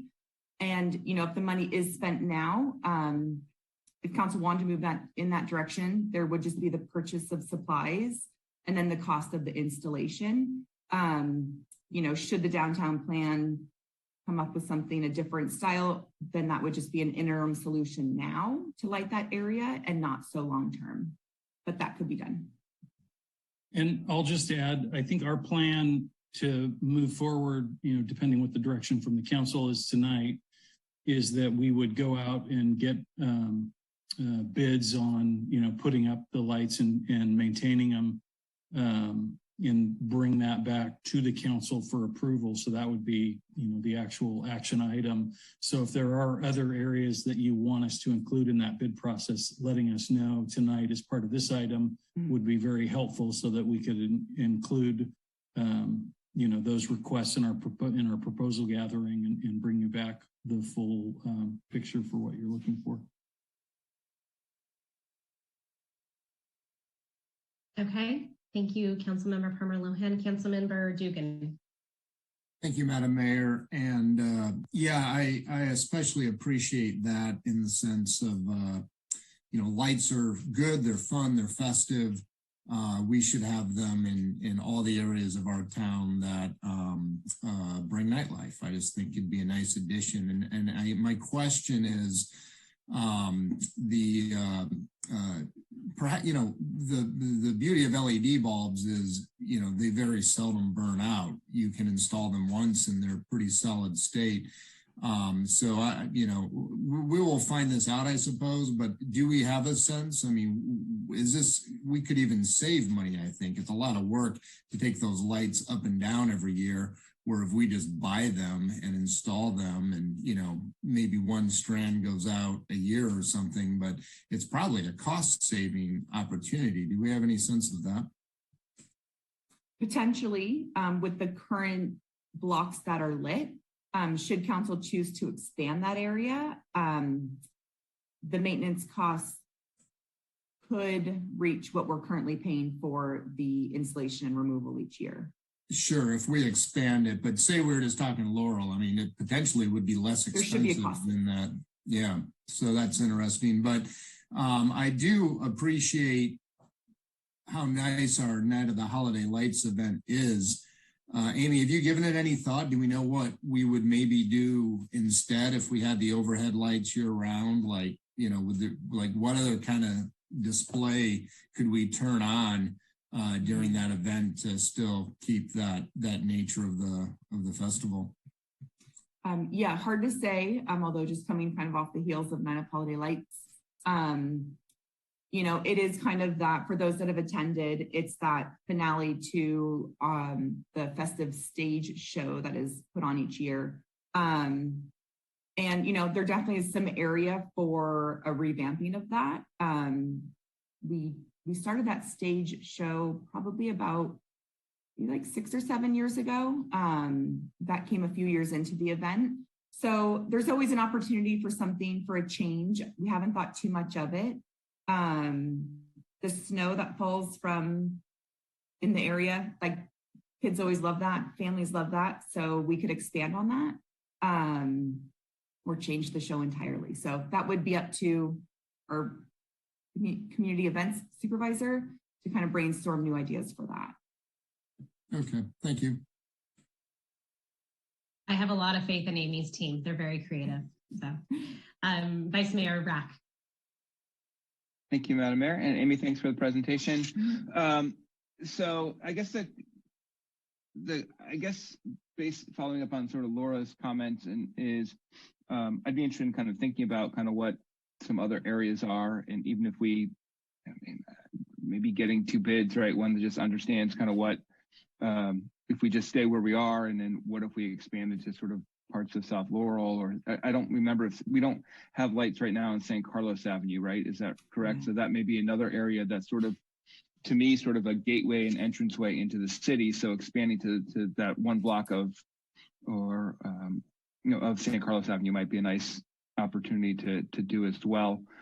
So I'd be open to taking a look at that. And I think for the Night of Holiday Lights, I will defer to your team's creativity on that, and I'm sure you can come up with something. But I think the benefit of having it year round would I think would be great for the city, and something I'm looking forward to supporting.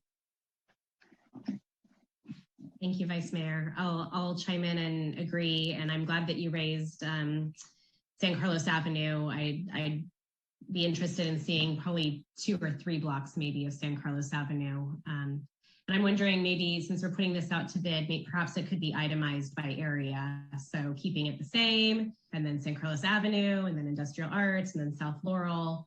And then we can kind of, maybe each area probably brings with it its own challenges of lighting and opportunities. So I think for comparison's sake, that might be useful.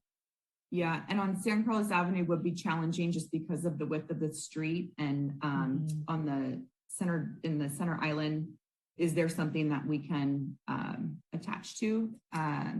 So maybe something like, I can bring back some other options if it's stringing lights along the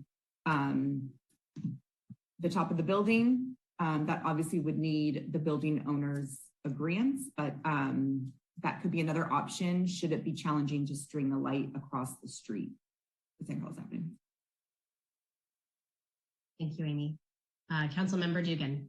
Yeah, thank you, Madam Mayor. And yeah, I certainly appreciate mentioning San Carlos Avenue. I mean, we should just, think broadly of where we may like lights and then get all this itemized. But the one thing I would like us to consider is when I think of kind of year-round lights in cities, what you usually see, what I think is nice is when the municipal trees are lit, and those kind of stay lit year-round. So I would really like to see that get priced, and that would be easy, right, on San Carlos Avenue or some of these other areas. Let's just light the trees, because on Laurel, those are lit year-round, the trees. So maybe that's what we extend through the city. And then the overhead lights, honestly, I don't mind thinking of those as seasonal, but maybe those could be overhead. But yeah, I don't see us stringing overhead lights everywhere around the city, but maybe let's see all the numbers and think about it. So I guess what I'm saying is let's make sure we itemize the different areas, but let's also get itemized the municipal trees separate from any kind of overhead or along the building type lighting. Okay, sounds like a good idea to me. Amy, do you guys need any other further guidance from us since this is just a study session? No, I think what I'll come back with are some options for Laurel Street, the 600, 700, 800 block, what that maintenance contract would look like, looking kind of a few other blocks of Laurel Street, and then looking to see what we can do on San Carlos Avenue. In the industrial arts area. Right, the industrial arts, and yes, and then perhaps trees separate from stringing lights as well. And I think we wanted to see south of Laurel as well, if we're getting quotes. Councilmember Permer Lohan. Yeah, what are we forgetting? I was just going to comment on Amy's suggestion around, without holiday lights, that being the kind of the end of the event.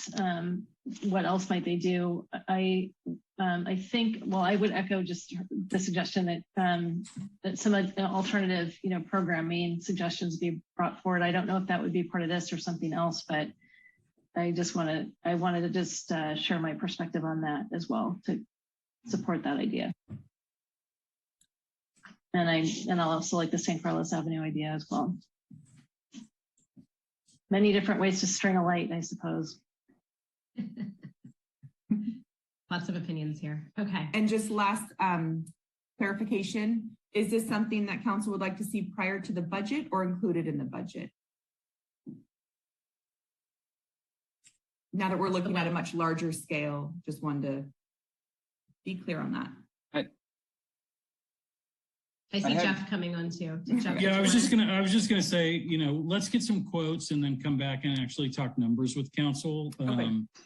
I mean, if the council were going to consider the full package, I'd say you'd probably ultimately want to wait to do it as part of the budget because it's probably going to be really expensive.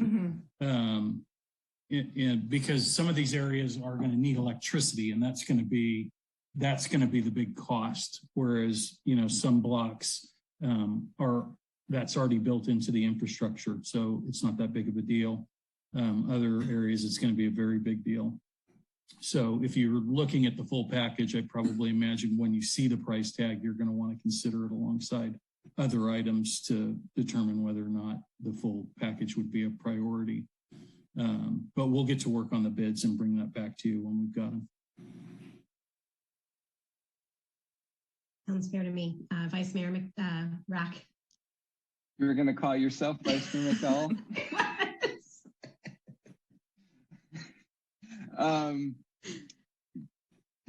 Sorry, I might need a moment now. No. Can Jeff, and maybe Jeff can answer this question. So given that we've got the lights up on Laurel right now, in that part, assuming the cost for that is pretty minimal because if we don't take them down, is that something while you go through this process that we can just leave those lights up, assuming that sort of at a minimum, it sounds like I'll just assume at a minimum, it seems like the council's sort of supportive of that piece and we want to look at sort of a broader, larger cost, but can we leave the lights up now? Or what does the contract look like at this point? That would be my plan, to leave the existing lights in place until the council makes a determination one way or the other. That'd be great. I appreciate that. I think that's a good idea. They would have already been removed if we didn't put a halt to that. So right. Our current vendors on hold, and we can leave those up and look to see where we can expand. Okay. Do we already own those lights? We do. Oh, okay.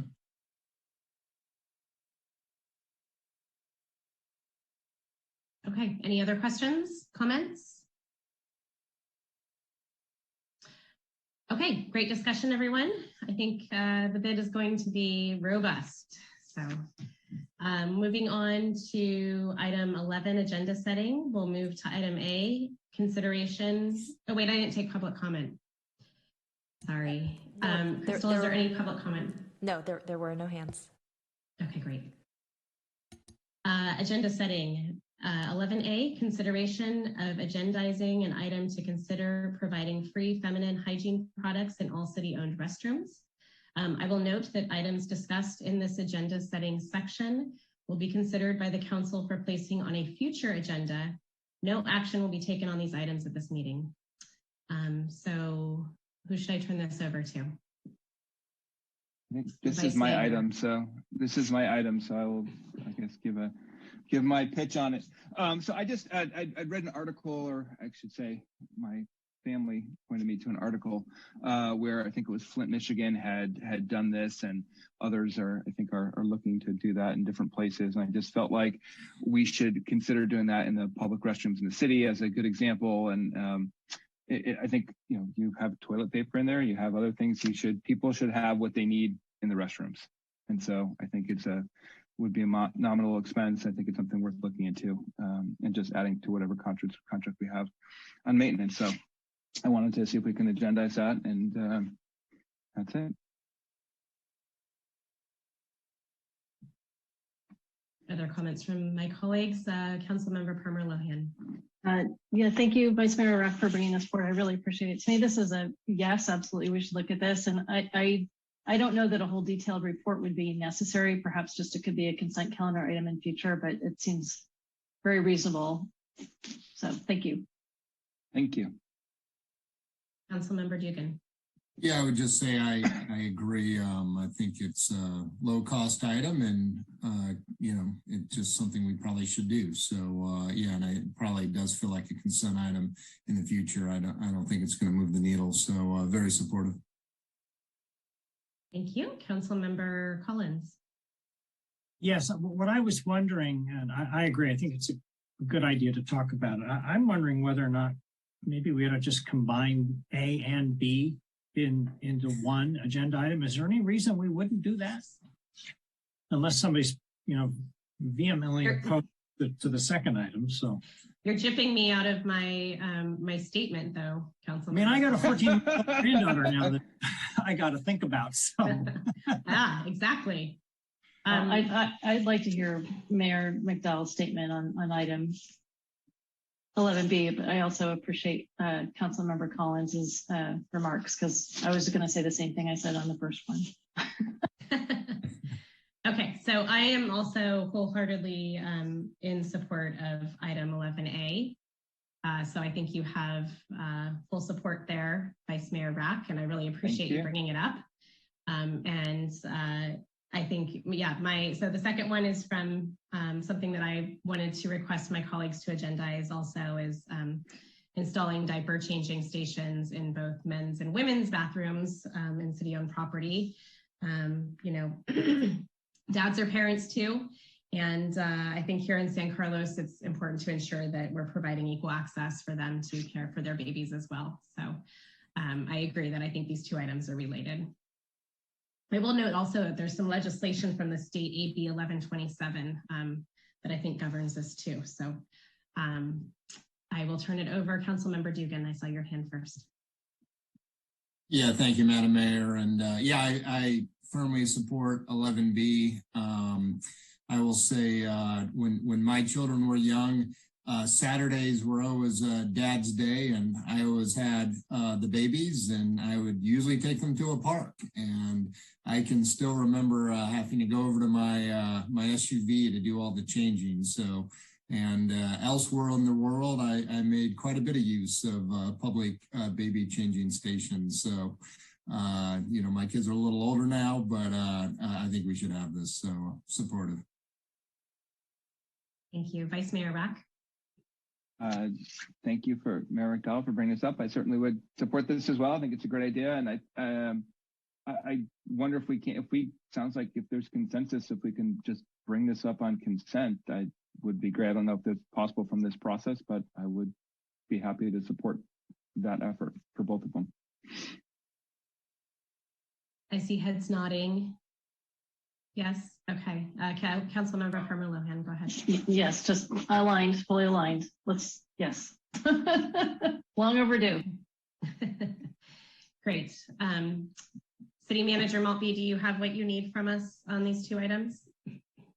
I sure do. We'll prepare something for you and bring it back. And I think likely we'll be able to make that a consent item for you to consider. If you give us just a little bit of time to pull it all together, we'll bring you back sort of a complete recommendation package. Sounds good to me. Councilmember Collins. I have another agenda setting item I want to bring up when we're done with this. So. Okay, I think we're done with this. Why don't you go ahead? All right. I just wanted to find out if there might be support for a resolution to our federal representatives, our U.S. Congress representatives, regarding proposing some changes to the Americans with Disabilities Act. We all have recently heard about and experienced what I would call vexatious litigant lawyers going around suing restaurants for not being ADA client. We had a restaurant on Laurel Street just closed down. I went by it yesterday, and the sign said closed permanently due to ADA lawsuits. So I did talk to the city attorney about it, and I'd like to see if there's support for agendizing a discussion around supporting a resolution urging our members of Congress to propose some changes to that law.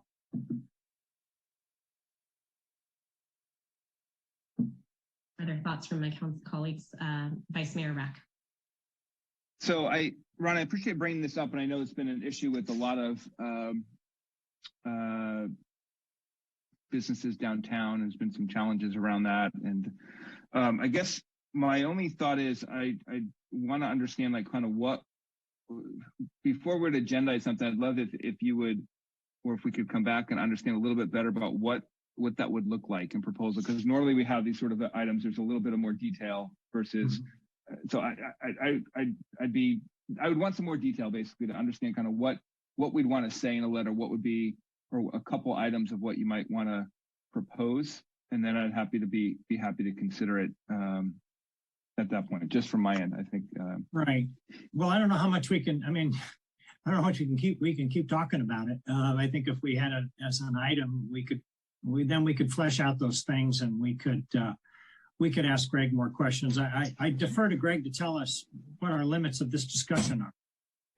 Yeah, tonight, because this was not previously listed, we're more limited on discussing about the subject matter. So I think I would consider this more or less. Do you want it to come back to in some form, whether it's a study session or a proposed letter? It's just a matter of the amount of work we want to do. And in light of Councilmember Rack's comment, I think we probably would just want it to come back probably as another agenda setting item, and then we can talk about kind of what your concerns are, Councilmember Collins. At that point, we'd have more leeway to talk about. Yeah, I'd be happy to do that. Yeah, and I would just add, I think, just Greg, I think there's you've got state, sort of issues and laws with this regarding this as well. So it's not just federal. There's state So it's a little more complex from that end. So I'd like so I think I'd just like to get a little more thought around it, Ron, before we sort of were to vote on, from my perspective.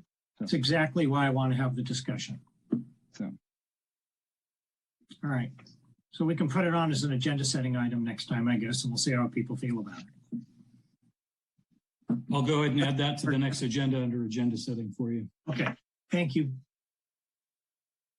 Okay, very good. Crystal, are there any public comment? I forgot to take public comment on the first two things under this agenda setting section.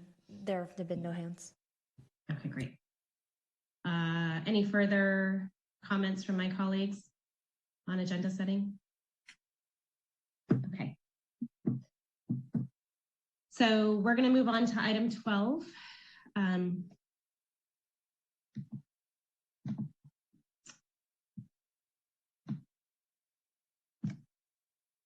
We are adjourning this evening's meeting in memory of Patrick Boland, a longtime San Carlos resident and retired public transportation executive who devoted himself to his family and to our community.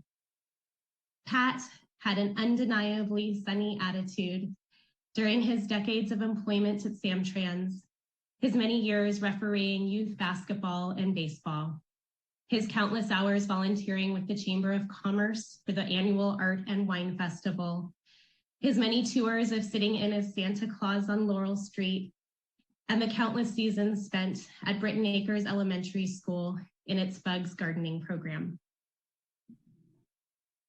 With his eye for design and his talent for writing, Pat also served as ghost editor for the city's Good Living newsletter when his wife and city clerk at the time, Christine, was producing it for publication. Pat was committed to the city of San Carlos in a manner that was engaging, selfless, and undeniable. He will be greatly missed, and we extend our heartfelt sympathies to his wife, Christine, his son, Tom, and his daughter, Julia. Thank you all this evening for being here with us. We will adjourn in honor of Patrick Boland. Take care, stay well, and this meeting is now adjourned. Thank you.